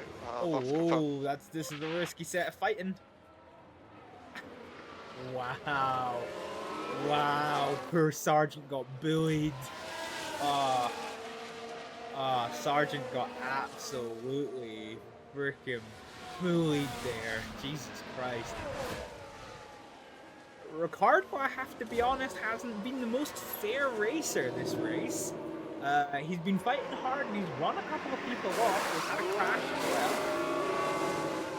Oh, 2.5. That is a huge stop for Aerosmith. Shame she's at the bottom of the field and she's not going to make a great deal of fucking progress. Great. Terrific. Fine. Does that give us anything on the top 10 pit stops? Yeah. Okay. I think we're just gonna have to see how we go for Aerosmith. I think another driver is going to have to crash or retire for us to gain a position on Aerosmith, which is really unfortunate. That's 6 places lost for Aerosmith. Ricardo has gained quite a few places, however, but once we come out of this pit stop, barring I think only one other person, which is Yuki Tsunoda. Yeah, this is basically going to be our race. So this is going to show us the position where people are. So 2.6 stop for Ricardo. Not great, not terrible. Hulkenberg pit exit. So we're going to come out and we're going to come out right next to Hulkenberg, right behind Hulkenberg, unfortunately. Okay, but we so are it's currently going to P18. We're going to be within a second. Our next one is of Hulkenberg. him. So hopefully, do we get DRS here? Or were we just too far Ocon back? behind us. I'm not too Ocon sure. 5.2 behind. No, okay, we're just too far 15 back. laps to go after this one. But we've got newer tires and we've got softer tires than Hulkenberg. So our hope is that we can. Our hope, we're aiming for 16th place. Okay, we are aiming to get up to 16th place behind Valtteri Bottas. Getting past him would be the icing on the cake. That would guarantee that Sauber are kept behind us. Aerosmith is basically just, you know, do what you can, kiddo. Do what you freaking can. Okay, Ricardo's gonna be on neutral ERS use. And yeah, we're just gonna leave Aerosmith. This is basically gonna be Aerosmith's, the end of Aerosmith's race. So, we're currently, how are we doing for lap downs? So we're currently 1 lap down with the leader Leclerc. Okay, I think we're still going to aim to be 1 lap down. And this isn't good for us. So we need to be at minus 1.5 within the next 10 laps.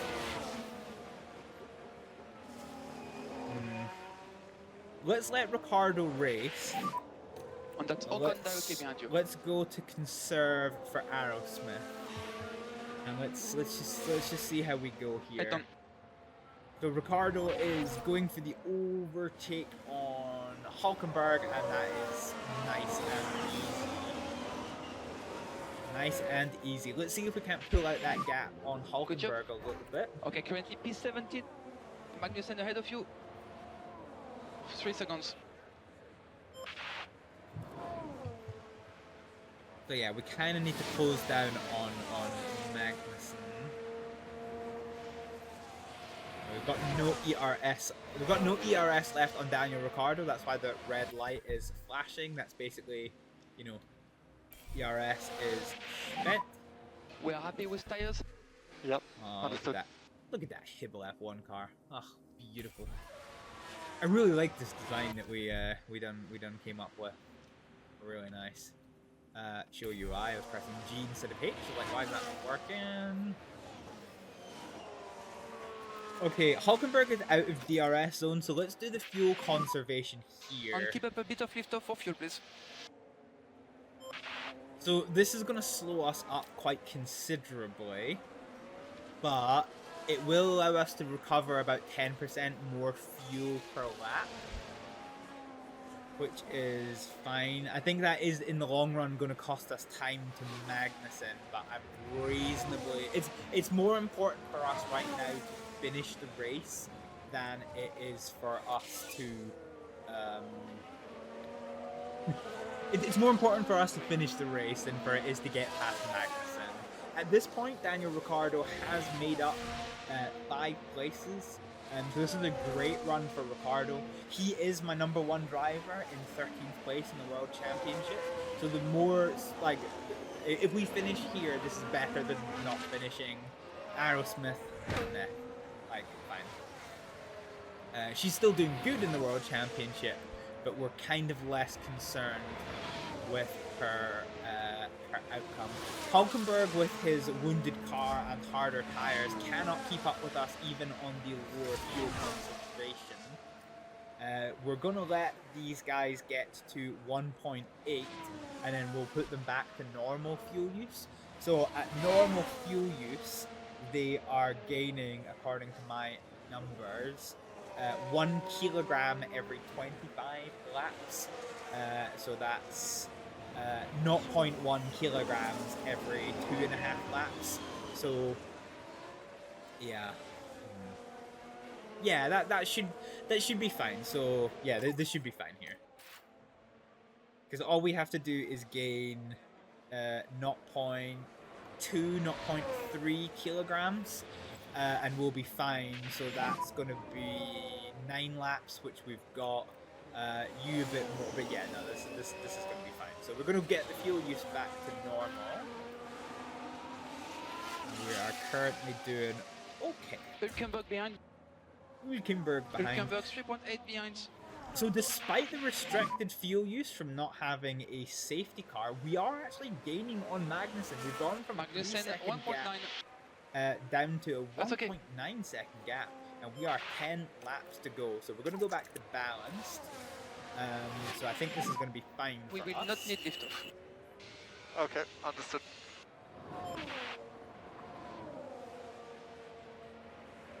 So this should be us good for the rest of the race. Oh, hang on. Have I miscalculated? Oh, I have miscalculated. We're good until the end of the race now. I could actually probably increase engine mapping on our drivers and still be okay. Okay, let's try and build up some ERS for when we get within range of Magnussen. I think it is definitely going to happen. I think catching up to Bottas is going to be a hard ask, given that he is 10 seconds ahead of Magnussen. But given that we're ahead of Magnussen, given that we're ahead of Team Haas, having both Haas's behind us will be important for championship connotations. We just keep the head Remember, down and we do as best as we can, okay? If points are evenly matched, then it comes down to like highest finishes. So yeah, we just need to we need to keep that one in, right? Because Haas have 1 point. So we're already ahead of them with our 4. Do we have 4 points or 3 points? No, we have 3 points. Williams have 4. So we're already ahead of them. But if it does come down to place finishes, having both Haas's behind us, even though neither of our drivers are scoring points in this race, will be pretty huge. The big news on tire wear. The big news right now is that neither Williams nor Haas is getting points this race, which is fine unless there's like an almighty crash up top. And yeah, okay, so this is looking good. I think RB. Magnussen 1.4. I think RB That's already okay. have points, so we don't have to worry about them. But yeah, that's the big thing. We need to see if we can try and catch up to. Wow, that would be an interesting development if we could not finish last place. That'd be pretty good for us, I reckon. That would be pretty good indeed.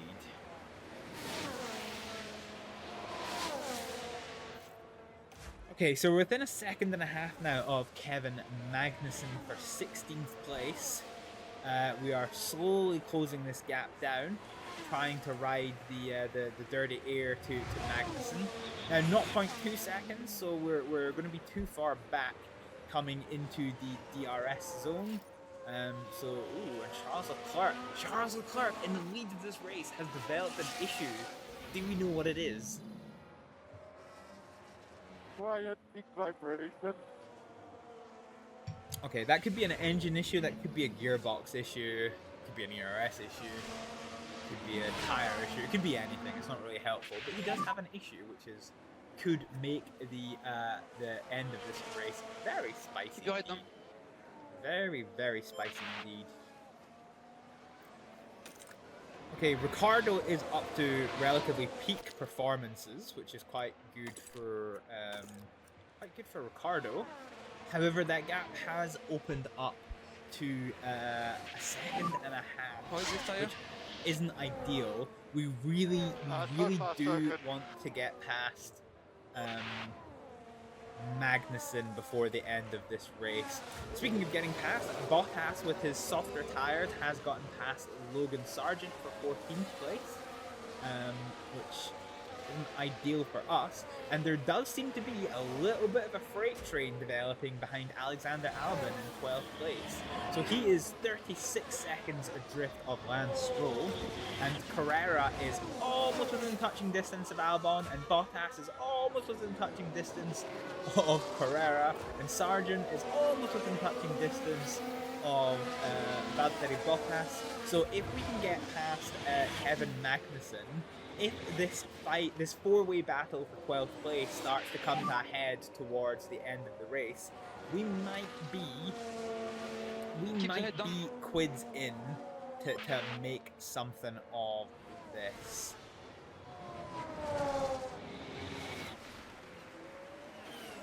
So I think what we want to do here, I'm loath to play about with fuel levels, but I think we're just going to tell Ricardo to burn ERS until Overtake the available. end of this Understood. race.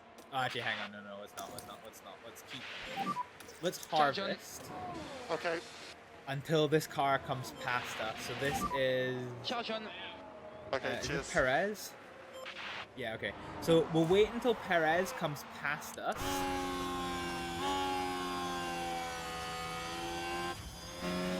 So Ricardo is going to get the blue flags.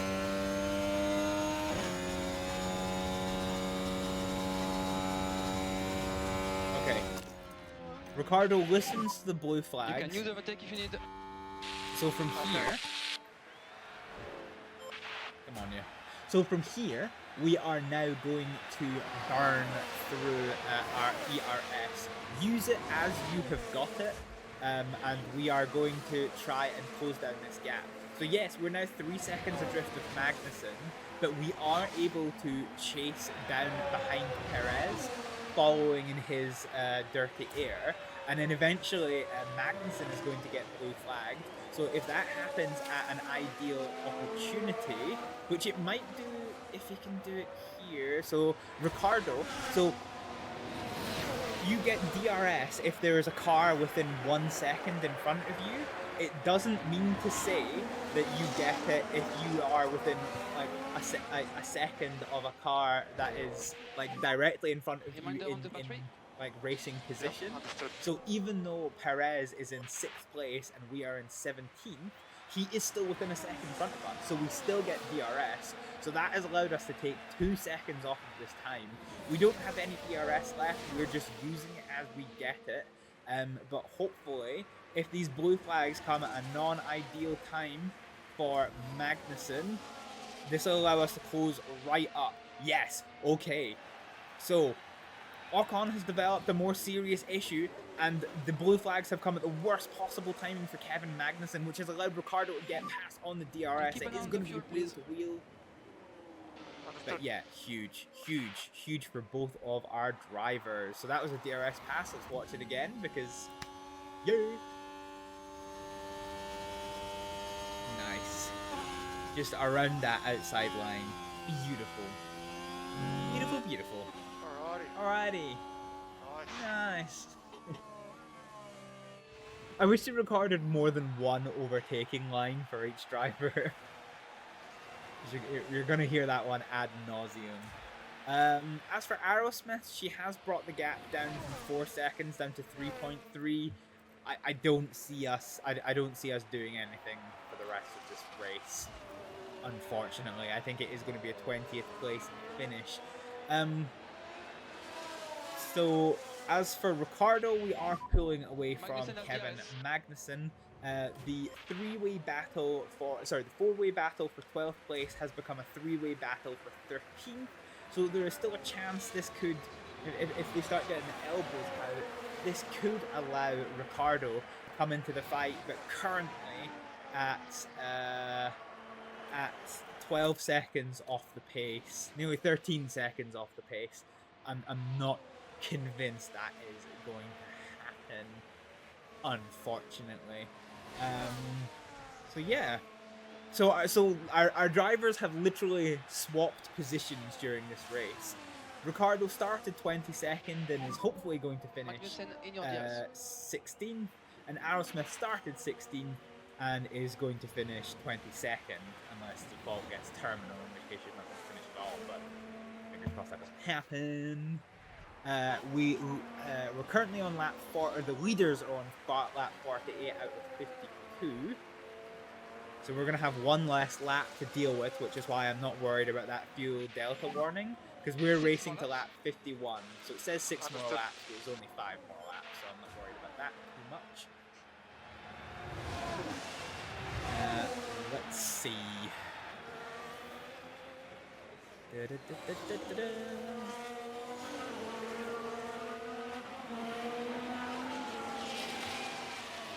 So Ricardo has now pulled out a nearly 2-second gap on Kevin Magnussen. But yeah, there is no way we catch up to this train unless there is an accident. So we're basically just on race limitation. And Aerosmith is now getting more and more adrift with her wounded car. So yeah, I think barring any last lap dramas, this is the finishing order for our cars. Pardon me, got the hiccups. In terms of the rest of the race, everyone's pretty stable down to 7th place, where Yuki Tsunoda is hunting down Hamilton. Hamilton on hard tyres and Tsunoda on softer tyres. Both have about the same life left in them.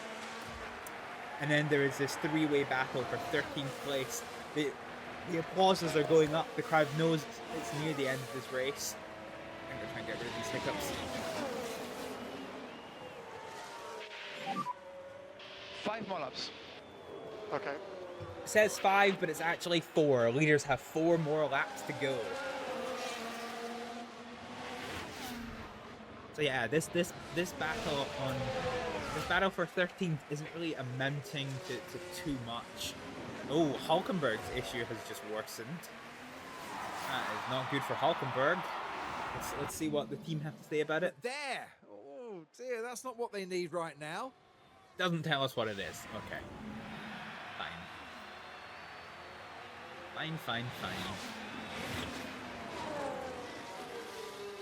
So leaders have 3 laps to go. We are, in terms of leaders, so Aerosmith, yeah, okay, fine. So yeah, Ricciardo has enough fuel to finish this race, and Aerosmith has enough fuel that I could actually put her on maximum engine mapping, but I don't want to because of this gearbox issue.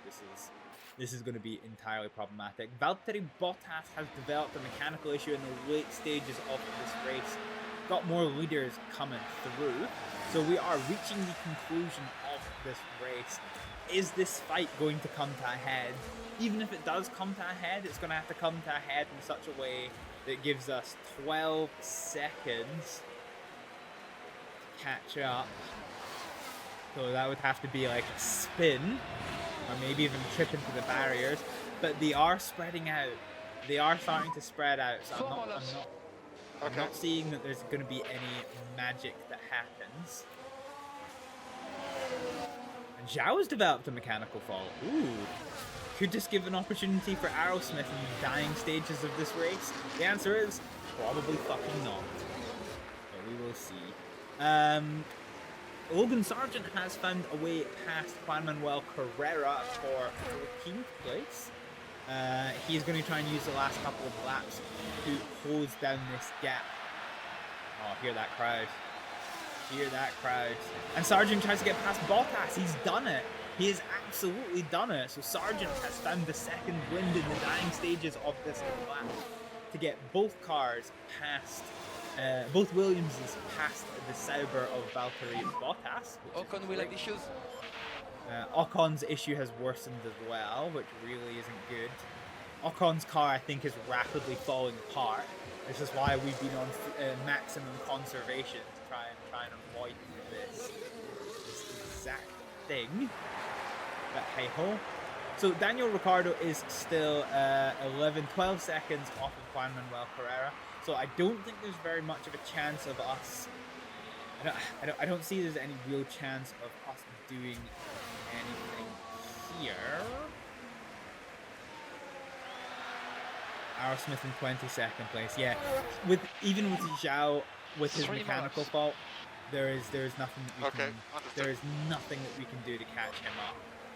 That 4-second gap is just insurmountable. With how wounded our car is. That's my bad. I took the restart to see if that was a bug that Daniel Ricciardo was disqualified, and I forgot to swap the gearbox of Aerosmith. So, on the final lap of this race, Charles Leclerc is in first, who is 6 seconds to the good of Max Verstappen. Carlos Sainz is 13 seconds adrift in third. Barring any major last lap disasters, that is going to be your top 3. Norris in 4th, Piastri in 5th, Perez in 6th, then Hamilton, who is still ahead of Yuki Tsunoda, George Russell in 9th, Alonso in 10th. Stroll is 11th, and Albon has now leading a two-way battle between the teammates Valve and Sargent. Bottas is in 14th, fighting off against Juan Manuel Carrera. Ricciardo is in a race of his own in 16th. Then Magnussen, Ocon, Hulkenberg, Gasly, Zhao, and Aerosmith are the remainder of your race order. So there is now just half a lap to go for our cars here.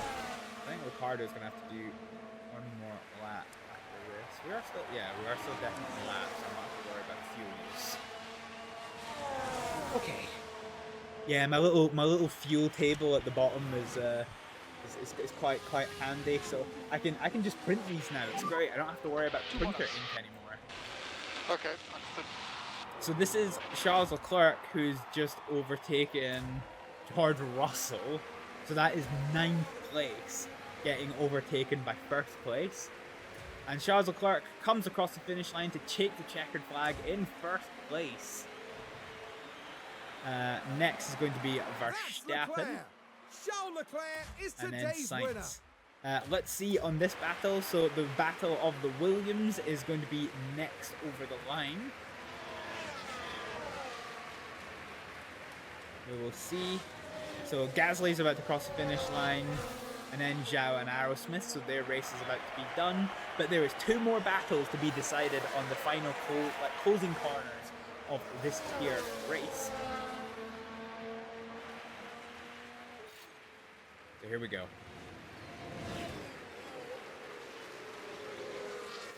So Sargent is still ahead, half a second to the good of Alexander Albon.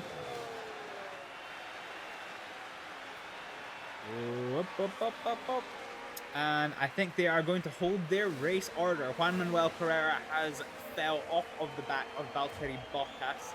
So I think Bottas is going to be relatively secure over the line. And Ricciardo, in the end, did get the gap down to 16th place. And so, yeah, our drivers have effectively swapped places over the course of this race. We finished 16th for Ricciardo and 22nd for Aerosmith. Go.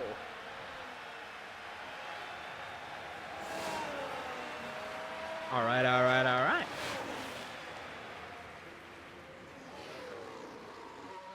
And that is the British Grand Prix. Bit of a disappointing result for us, but still. This is a wonderful moment for Charles Leclerc as well. Such a beautiful result. That was a really well-executed race, I thought. Major credit to the driver, the pit wall, and the whole team for that win. That makes it all worth it, Why the doesn't fuck it? is one of my pit crew there? Ready to Why the fuck share is the one of my pit celebrations. crew there? What the fuck? And the Monegasque Traitor. driver certainly proved his worth with a terrific drive today. Win number 5 is in the bag. They pulled out all the stops, pushing hard to earn that victory. Well, we might be in Britain, but our podium finishers won't be celebrating with a cup of tea tonight. They'll be staying true to Formula One tradition. They'll be getting bevied. Well, Karun, how do you think they'll be feeling in the team garage at the end of that? Well, it was a bit of a mixed bag here. Some things went their way, but others didn't. I think their main target now will be finding some consistency for sure. And here in Silverstone, the weekend now draws to a close. Next round, we're moving on to an exhilarating circuit. Formula One will be taking to the Hungaroring for the Hungarian Grand Prix.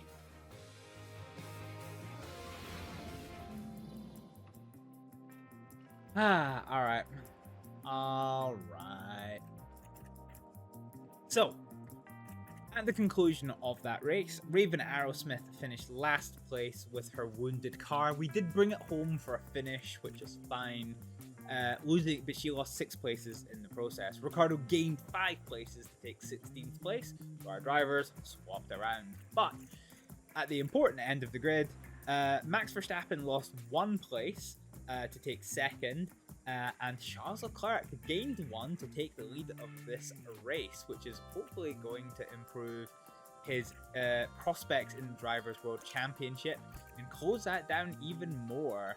So the gap is 17 between them. So if Max Verstappen does not finish a race and Charles Leclerc takes 2nd, then he would take the lead of this race. If they finish Charles Leclerc first and Max Verstappen, again, it's probably going to take 3 races for Leclerc to overtake Verstappen, but he has closed that gap right down. Remember, after the opening rounds, the gap was like 50 apart for them, so this battle for the lead is really quite far on. Down the potato end of the order, there is no change. Although the finishes were not ideal, there is no change in points. So both of our drivers still retain 13th and 14th in the Drivers' World Championships. none of our competitors gained points, so there's no change to Constructors World Championship. And if we look at the fastest pit stop, look at that! That 2.5 second stop. That 2.5 second stop was the 6th fastest of the day. The 6th fastest. That is the best that we have performed all year. Ah, beautiful. So that now sees us gain 8 places in the overall report. We're still 11th, but we're now a lot closer to Haas than we were before. So that's quite good for us. That's really quite good for us. Yeah, that pit stop was phenomenal. Good, okay. Maybe I just need to have my guys chill out a little bit more. So we only got one of our race objectives, so that's kind of unfortunate for Aerosmith. But still we get half a million bonus, which is pretty good. Oh, Jean-Luc Marie upgrades himself. That's good.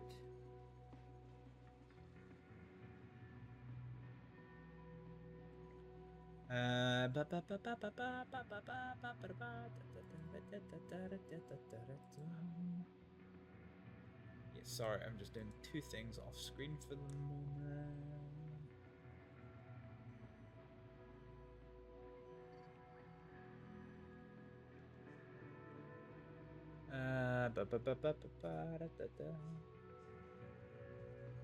Okay.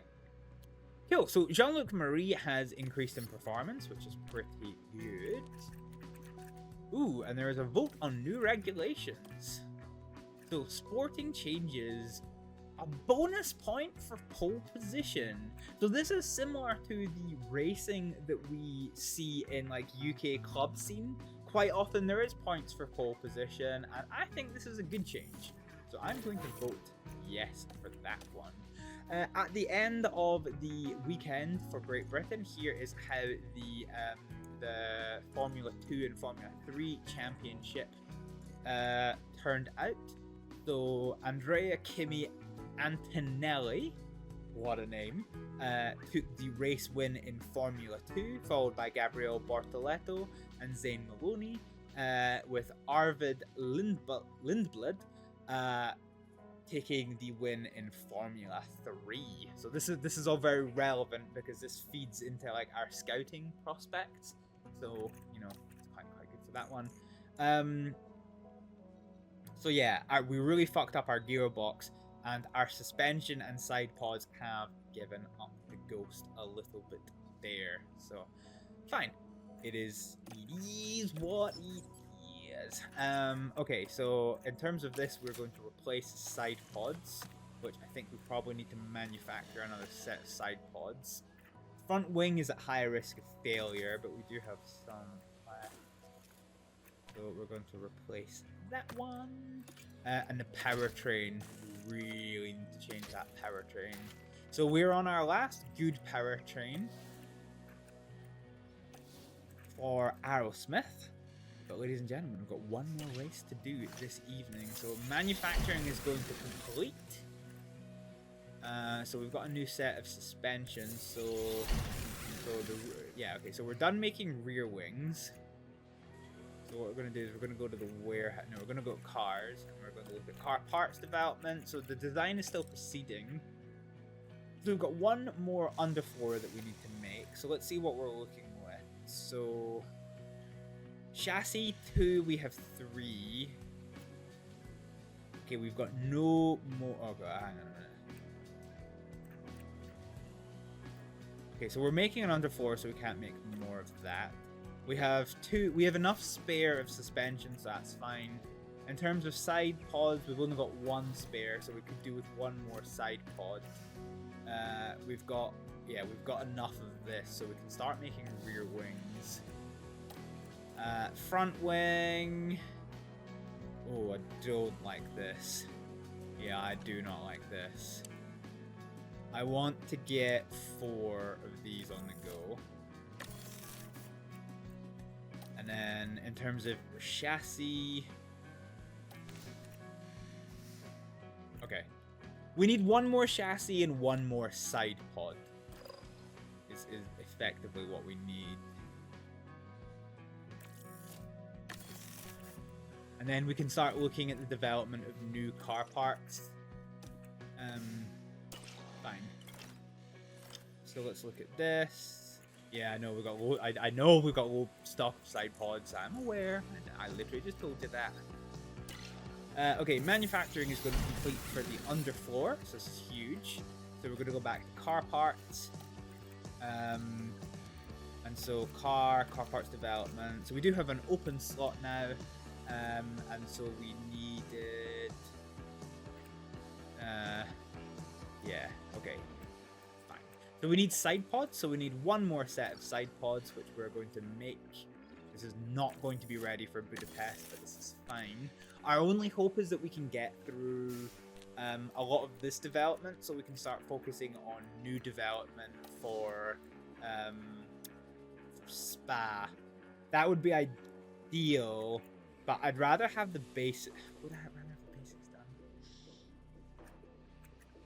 Oh, kind of what gets me thinking. Yeah, because it's only 13 days afterwards. Ooh. Oh, okay. Did we just cancel this project? So we get a refund for front wings. No, wait. Before we do... No, okay, so we've not actually finished the high-speed front wing design. It's the rear wing. Yeah, okay, fine. I'm not happy about it, but we'll continue with this, and then we'll just try and see what rear wings we can get. Okay, all right, let's continue. Regulations voting results. What's the results? Yes. So McLaren and Red Bull said no, which is ironic because Red Bull do take podium points. They are like the leading kind of qualifiers in this series so far. But yes, as of next year, there will be a bonus point awarded for the championship points for the person in a pole position. Manufacturing is going to complete, but it is time to get ready for the Hungarian Grand Prix, ladies and gentlemen. So, solid tire strategy and track position will be important. Yeah, that's fair. That is fair. So it's a downforce circuit better suited to medium speed. So I'm kind of glad actually that we did get the more medium speed things done. Okay, so we are going to look at the Hungarian Grand Prix, which is a total of 70 laps. The safety car chance is 50%. Pit losses under green flag are 22 seconds versus 10 seconds for safety car. It's a two-stop strategy. And the lap record is a 1:16.6. Okay. All right.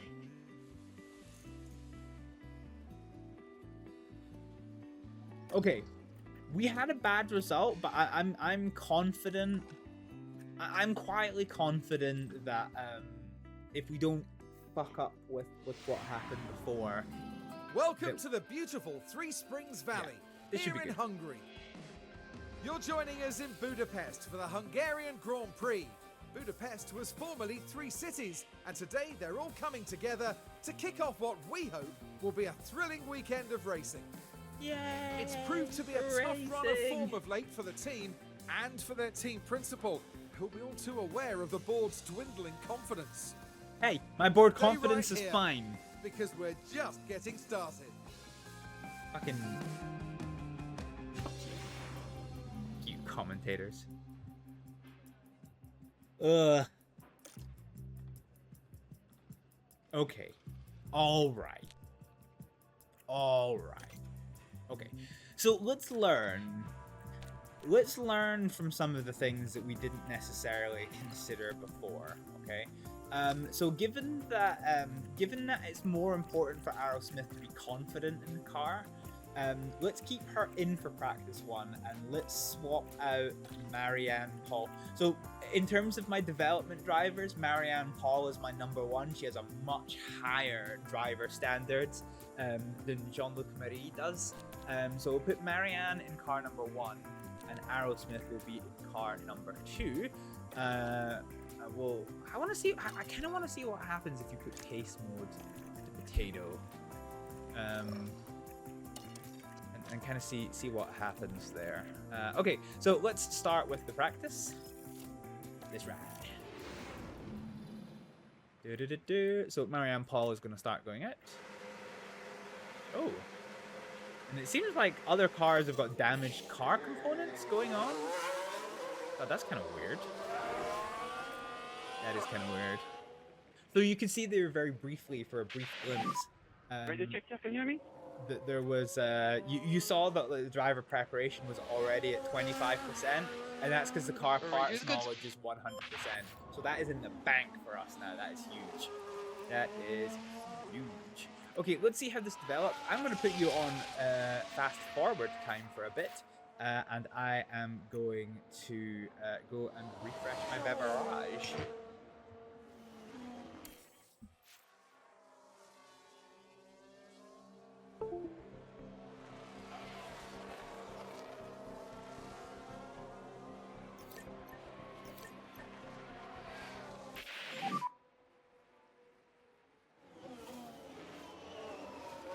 Keep temperature in the tires.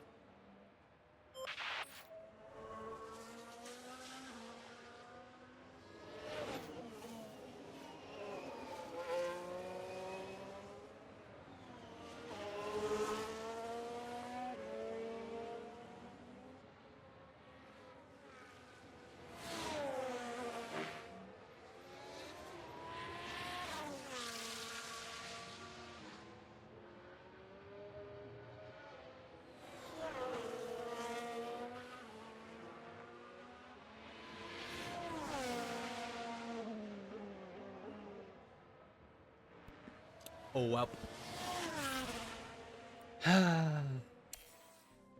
Unfortunately, the time skip came off, so let's put it back on, and yeah, get ready to build this up. So it is set to be relatively dry, which is quite nice. In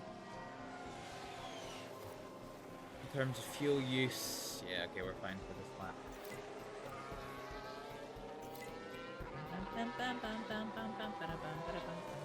So yeah, the reason why we're doing this is because when you have the development driver in, so your setup is specific to the car. So you can swap drivers within the car, and the setup percentage that you get is still fine. How is the balance, please? The car parts are shared between the car parts. So Okay, if copy both that. cars are running simultaneous parts, they will benefit from the knowledge gained. Or if you have car that uses parts number 1, and then car 2 uses new parts for 3 races, when car 1 switches to the new car parts, it'll suddenly benefit from the knowledge that's already been gained. So that's shared between car parts. But climatization is specific to the driver. So that is why we are getting Aerosmith in the car to try and build up that number as high as we can. Okay, this is already pretty good, actually, in the grand scheme of things. What we're going to do is we're going to change the rear wing setup, and we're going to try and get everything to be comfortably in the middle of their things. So this is in the middle, and let's push you over to this side, and let's see how this looks. What we'll do now is we're going to go up to a 20 lap run, and let's see how that looks on for size. And Aerosmith is coming in, and we are going to do the same with Aerosmith's car. So Aerosmith is only on 39% compared to Marianne's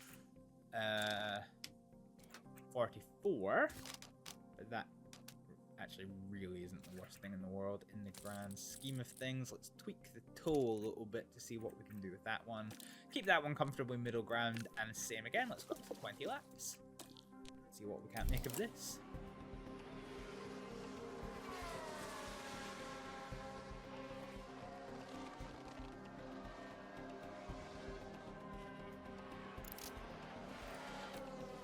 Alright, let's send out Marianne. I think, are we still on? Yep, send that. Alright, let's see what we can do here. See what we can do. Once again, I apologize, there's no faster time skip than this.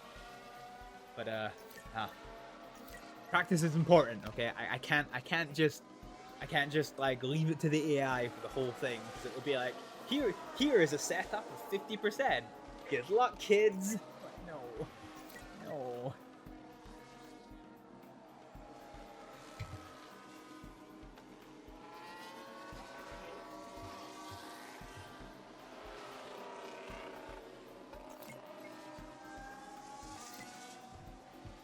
Ooh, Yuki Tsunoda has developed a mechanical fault. That's a bit rough in practice.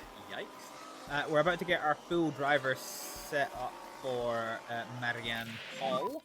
Forward the car. And we've gone from bad to good. So let's come in Copy that. and see what we can improve upon. Cool. Okay, so we've gone from 44 to 74, so a gain of 13. That's not the worst thing in the world. Let's tweak this rear wing a little bit. Let's tweak you a little bit. Let's bring you back by 1 and let us use the toe to adjust you. Okay. Fine. So we're trying to test the edges of these. This might just be circumstantial, but I tend to feel that, like, if you keep it like directly in the middle of the bars, then the bars reduce in width less. But if you like test the extremities of it, the bars tend to like shrink more. That might just be entirely circumstantial, but that's kind of how I feel with this one. And so yeah, man, keeping your tires is pretty good. Okay, so we're 1.25 seconds per lap. It's gonna take us 4.5 minutes to come off, so it's gonna give us 14 minutes. So 10 laps is going to be 13 minutes. So 10 laps is going to be 13 minutes. 14.25. Let's go for 12 laps. Fine. I am not good at like complicated mental maths. You will see me that I am very, very fast at sequential addition, but I'm dog shit at multiplication, so you'll see that happen quite a fair bit. Okay, so Marianne Paul is going to go out and let us see what we can do with Aerosmith's setup. So Aerosmith is at 77%, and we found our ideal point for oversteer, which is pretty good if you ask me. So what we need to do is we need to get on top of this braking stability. So let's just do a simple... Actually, no. Let's put you in the middle. And let's see if we can adjust you to the edges. Let's bring you back a little bit. And then let's tweak you a little bit more. So let's tweak you a little bit more. So this one should now be optimal. This should now be optimal. And let's adjust the toe to get these numbers as good as we can. Do we have any flexibility in the rear wing angle? We do, actually. Okay, let's maybe adjust the rear wing angle. And then a little bit of camber.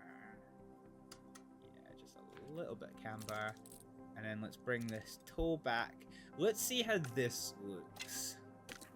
Yeah, let's see how this looks. Okay, same again. So 20 laps is going to be too much. It's going to take 4 and a bit minutes to make those changes. It's going to take us down to 8 minutes.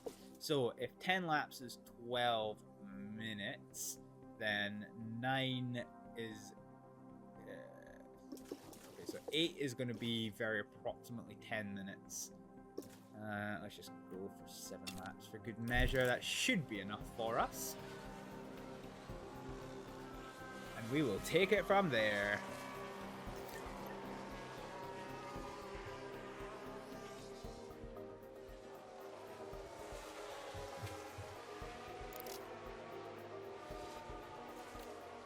Alright. So yeah, Aerosmith is going to be slightly further behind on the kind of setup establishment than Marianne. But yeah, we're starting to see a lot of cars suffer mechanical faults. If this kind of, you know, translates to the race, this could be quite the opportunity for us to gain more points if cars keep suffering mechanical faults in the race. It is quite likely, however, they'll probably just tweak things before then. Okay, so yeah, things went pretty well there. Good, happy with that. So moving on to practice 2, Ricardo's back in the car, and Aerosmith is back in the car. No hard tires available for this test. Let's go for medium tire. And let's see what we can do for the setup. So we've found the optimum for traction, and okay, let's just oh, okay, all right, okay, fine. So we've got definite changes that we can make for Ricardo's car. We need to adjust this, and then no, okay, let's keep that there, and let's use the camber to adjust the traction. We need to try and find a nice balance. Okay, that's not a bad balance. And then let's adjust the toe to change there. Okay, so this is good for us. We found the optimum for oversteer. Okay, there's still a lot to learn from this profile. So let's hand this over to the AI now and see what they can do for this session. They have built the foundation.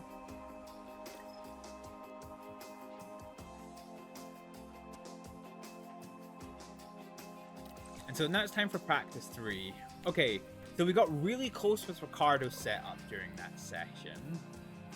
And I don't realistically think there's going to be too much I can do with that. Let's see. So the only thing I can do is bring you back by 1 and then... Oh no, I can't even use the toe. No, actually... Okay, no, we're happy with 97%. Yeah, we're happy with 97%. Medium set of tires. Yeah, medium set of tires. Let's just go for as many laps as we can. So the lifetime is 32 laps. And then 30% of that's going to be 20. Yeah, okay. Let's just fuel for 24 laps and see how we go. 22 laps. Yeah, let me make it 32. No, 24. 24. I'm happy with that. Okay.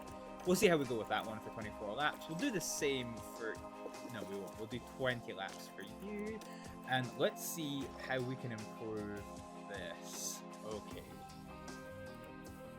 Ooh, this is kind of rough, actually. Okay, let's bring the rear wing back by 1. No, okay, let's increase the rear wing by 1. And scale the front wing back. You know what? Actually, let's just completely reset this profile. Okay.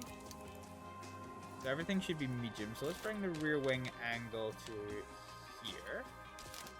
And then the front wing angle is going to come down to here. That's looking reasonably good.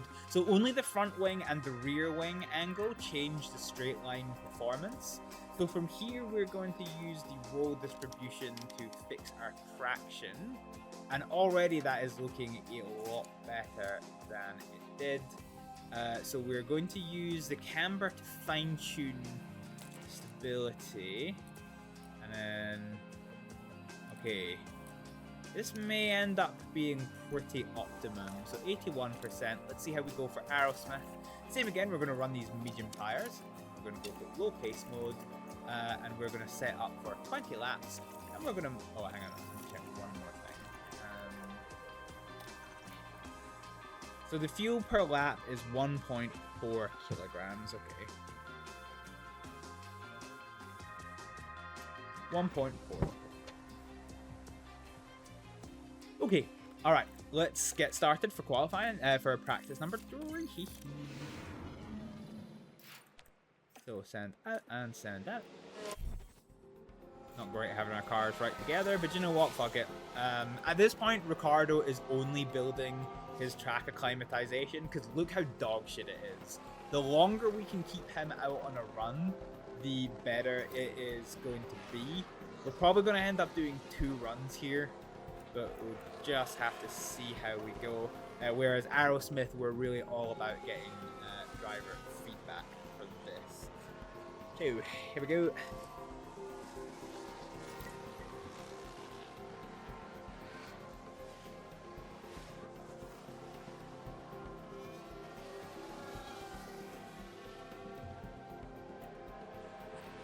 So we're at 2 feedback points. So yeah, by the end of this run, we'll be over halfway for track acclimatization for Ricardo, which will be pretty good. Pretty happy with that.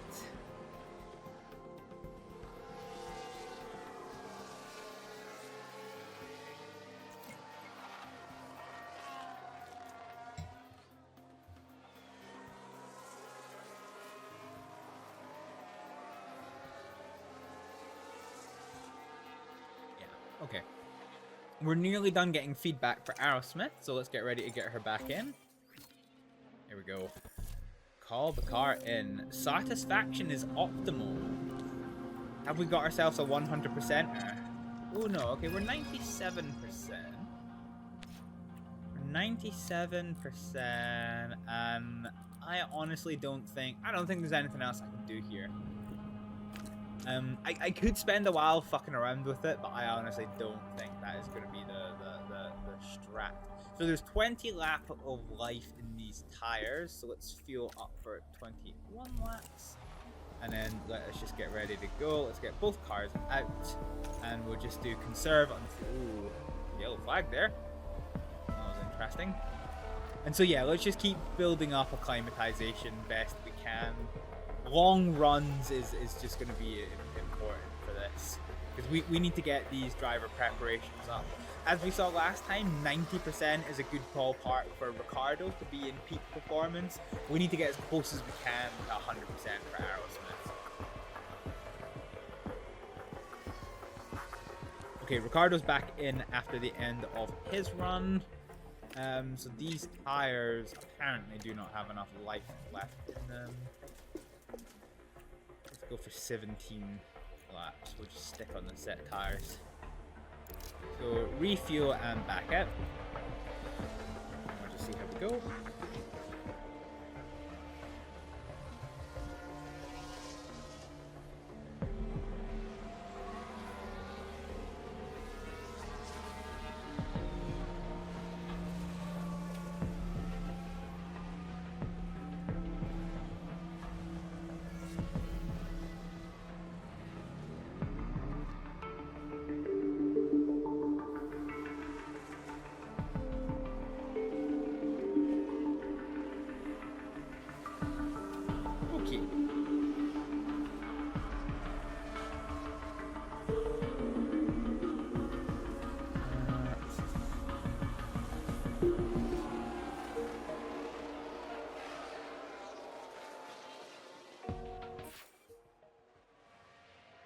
We've run out of tires for Aerosmith.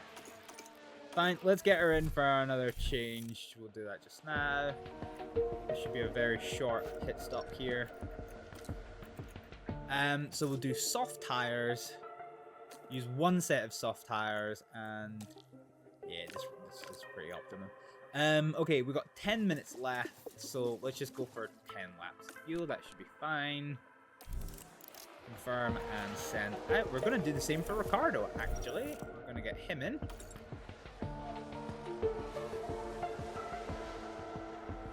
Head into garage, new set of tires. And a run plan for 7 laps.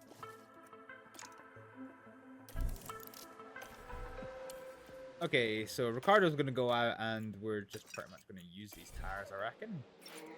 Go for a bit of a race pace. Why not? Why not? Why not? Same way for Ricardo. Let's go. Okay.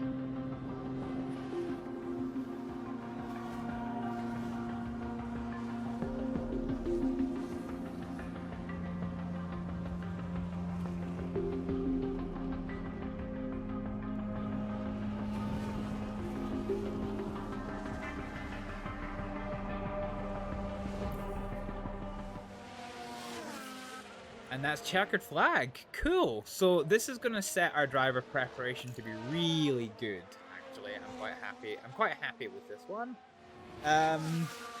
Okay, meanwhile, I'm trying to figure out some shit.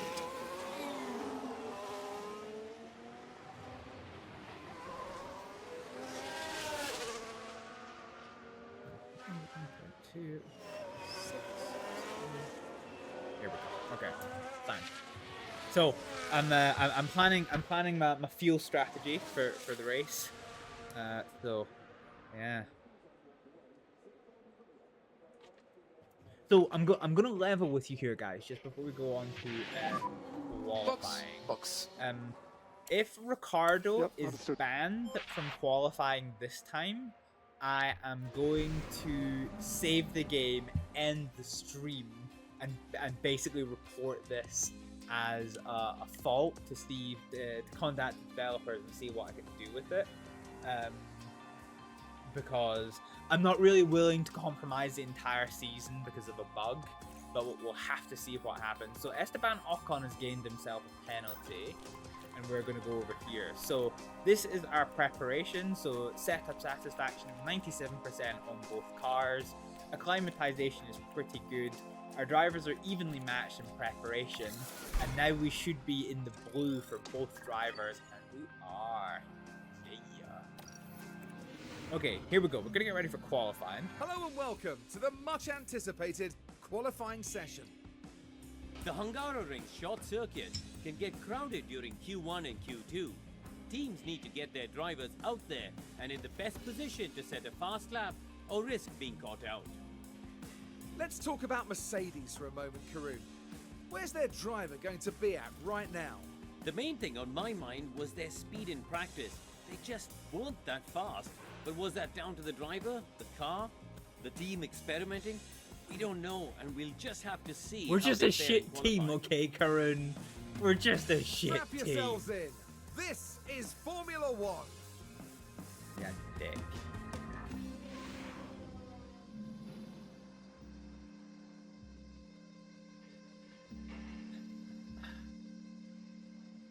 Yeah, right. Okay, Q1. So here's what I want to see. So if I go to continue, yeah, okay, all right. So the driver's disqualified. So, fine. It's maybe a bit of underwhelming end to the stream, but I'm like, I want to make this series enjoyable. And it's not going to be enjoyable if we're fucked over for the rest of the season by just not being qualifying, by not being able to qualify, because that is just going to affect our like entire this entire series that we're doing on Twitch, which isn't going to be fun. So what I'm going to do is I'm going to take a save game. A manual save game. I have the auto save, but I'll take a manual save game, and we're gonna end the stream here. And I know it's a bit early, but yeah, like I say, I need to create the best experience for myself and the best experience for you guys, and I am not going to do that if one of my drivers is kicked out of every qualifying automatically. I wonder, actually, if I restart the game. I wonder if it's a one-off bug. If not, I'm definitely gonna have to contact the developers about it. Because the thing is, like, it's not really gonna be enough for them to like fix the issue. I need them to fix the save as well.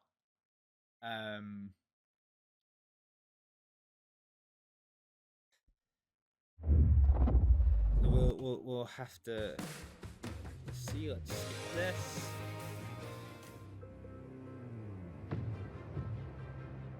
Actually, in retrospect, I probably should have taken a firm save probably before I started this event. That's maybe a mistake on my part. Yeah. Okay. All right. Fine. Okay, that is going to be the plan, ladies and gentlemen. We are going to bug out. We are going to evacuate this particular dance floor. We're going to end it here, and we are going to head over.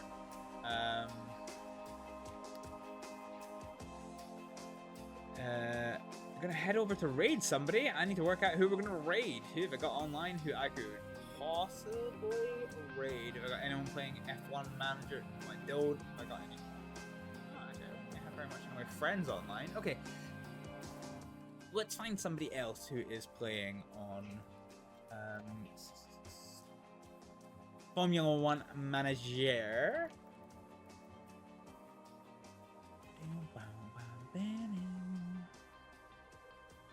Okay, let's see.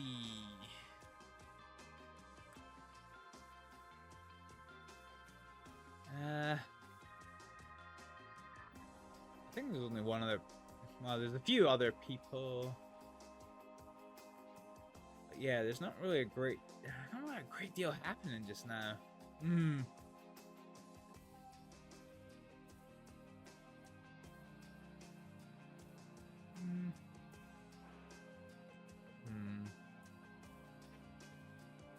Give me a second, folks. This is gonna be the weirdest sentence I say on stream.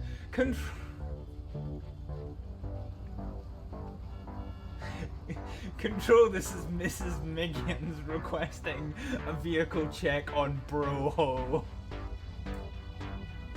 Like, oh, horse. Oh, bless it. It just ran full force with that cactus. I saw that. Okay, it's crossing the road. Please give way to tornadoes on the road. They should, you know those like Tornadoes have share the the right road of way. signs? Alright, okay, we're gonna go. We're gonna Is that with a tornado? Fine. No, it didn't. Oh, I'm in the park. There's nobody else. So I've just done a quick. Fuck! I realized I slide that screen on. Sorry. So I'm back.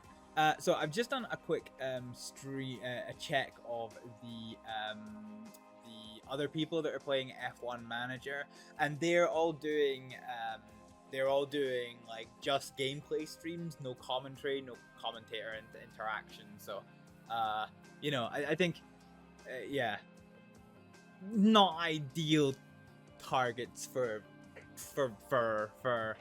raiding. I always like to maintain, well, not necessarily maintain, but like for me, Twitch is very much like a kind of, you know, how do you say, it's like an entertainment medium in that, like, you know, your streamer brings something additional to the gameplay, and if you're only showing the gameplay, it's not to say that it's a bad thing or a wrong thing, but just I would rather say, like, you know, presumably you people are here because I bring something to the games that I play. So I would like to send you to someone else who also adds things to their gameplay. So with that in mind, I do have one friend who is online, somebody who is a supporter of the stream. Now, it says he's playing Sea Power, but this isn't Sea Power. I think he's playing Dave the Diver. I think. But we are going for a raid on I'm gonna butcher this. On Tima. Tima. Yeah, fuck. I'm gonna need to remind him how. I'm gonna need to ask him how to remember me, how to remind me to say his name properly. But yeah, a supporter of this channel, a VTuber who specializes in nautical games, and all around a pretty good streamer. So we are going to show them some love and support. For just now, ladies and gentlemen, I am going to wish you farewell and a Merry Christmas, because we are not going to be back. I am going to be stepping away from streaming for a few days. I know that I've been off and on as I recover, but I'm going to have no access to streaming for about probably about 6-7 days from now. So probably, if I'm feeling up to it, the 27th will be the next stream after today. Maybe the 26th, but I would consider that very unlikely. But yeah, for just now, I'm going to say thank you very much for watching. Please don't forget to stick around for the raid and show Tima some love and support. But for just now, I wish you all a very Merry Christmas when it comes, and I'll see you next time. Bye. This is going to be the weirdest sentence I say on stream.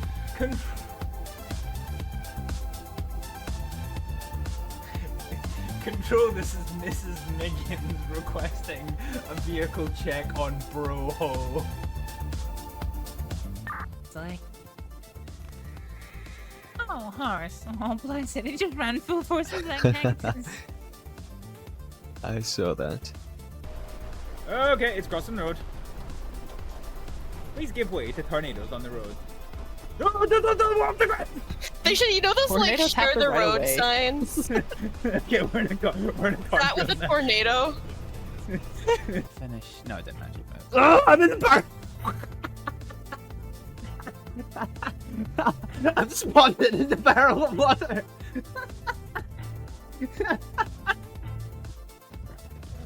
Woo! Ow. You okay? Yeah, I'm alright. Are you alright? Yeah, I'm alright. Yeah. Oh. No longer okay. Okay, lovely. Where's my colleagues? Right behind you. Gotcha. What the fuck? That was, Ah!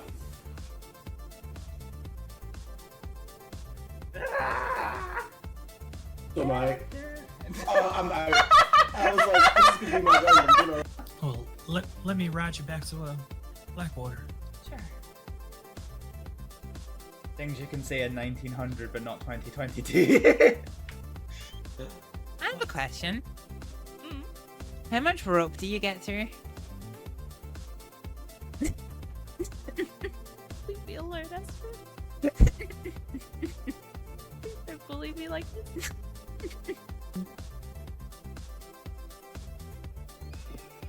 Oh! Oh, fucking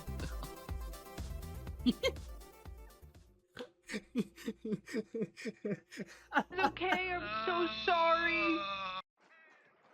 Oh shit! No! No! No! I finally got the fucking kill! I finally got the fucking kill! And it's fucking drowned itself! Oh lord, he's running! He's running! Fight! You Fight! want to Fight! mod that again? I need to be ready to run here because I don't want to get trampled. Fucking get fucked! That's what you get. Wow, you know what you can do with that chocolate, Cam? You know what you can do with it? I was dead! I did nothing! You know what you can do with that chocolate? What, shit it out and spread it on my toast? Exactly. What Sorry, the it's fuck? What's getting to me? I'm getting annoyed. What the fuck?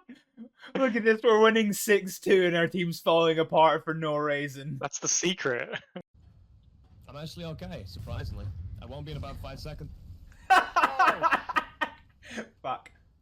Fucking Harbinger.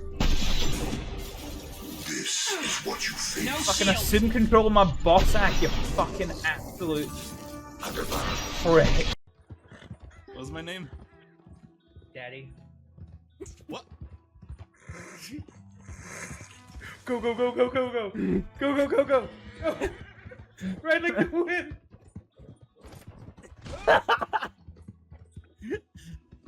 Watch out, there's a guy inside that bunker up ahead. Oh, he knows. He's ready. I like that. He knows. Look, I've been on your streams long enough to know exactly what you're about, son.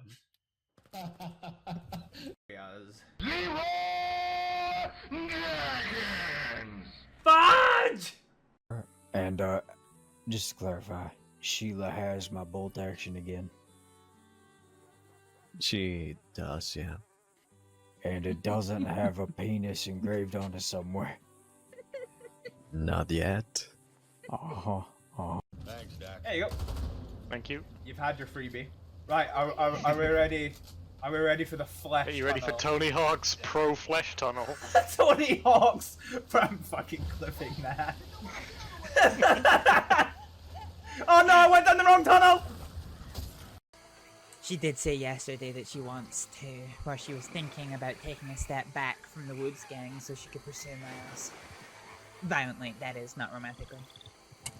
I figured. Ew. That's disgusting. I hate every. I don't want a picture of Astrid. Why? Or close your eyes, honey.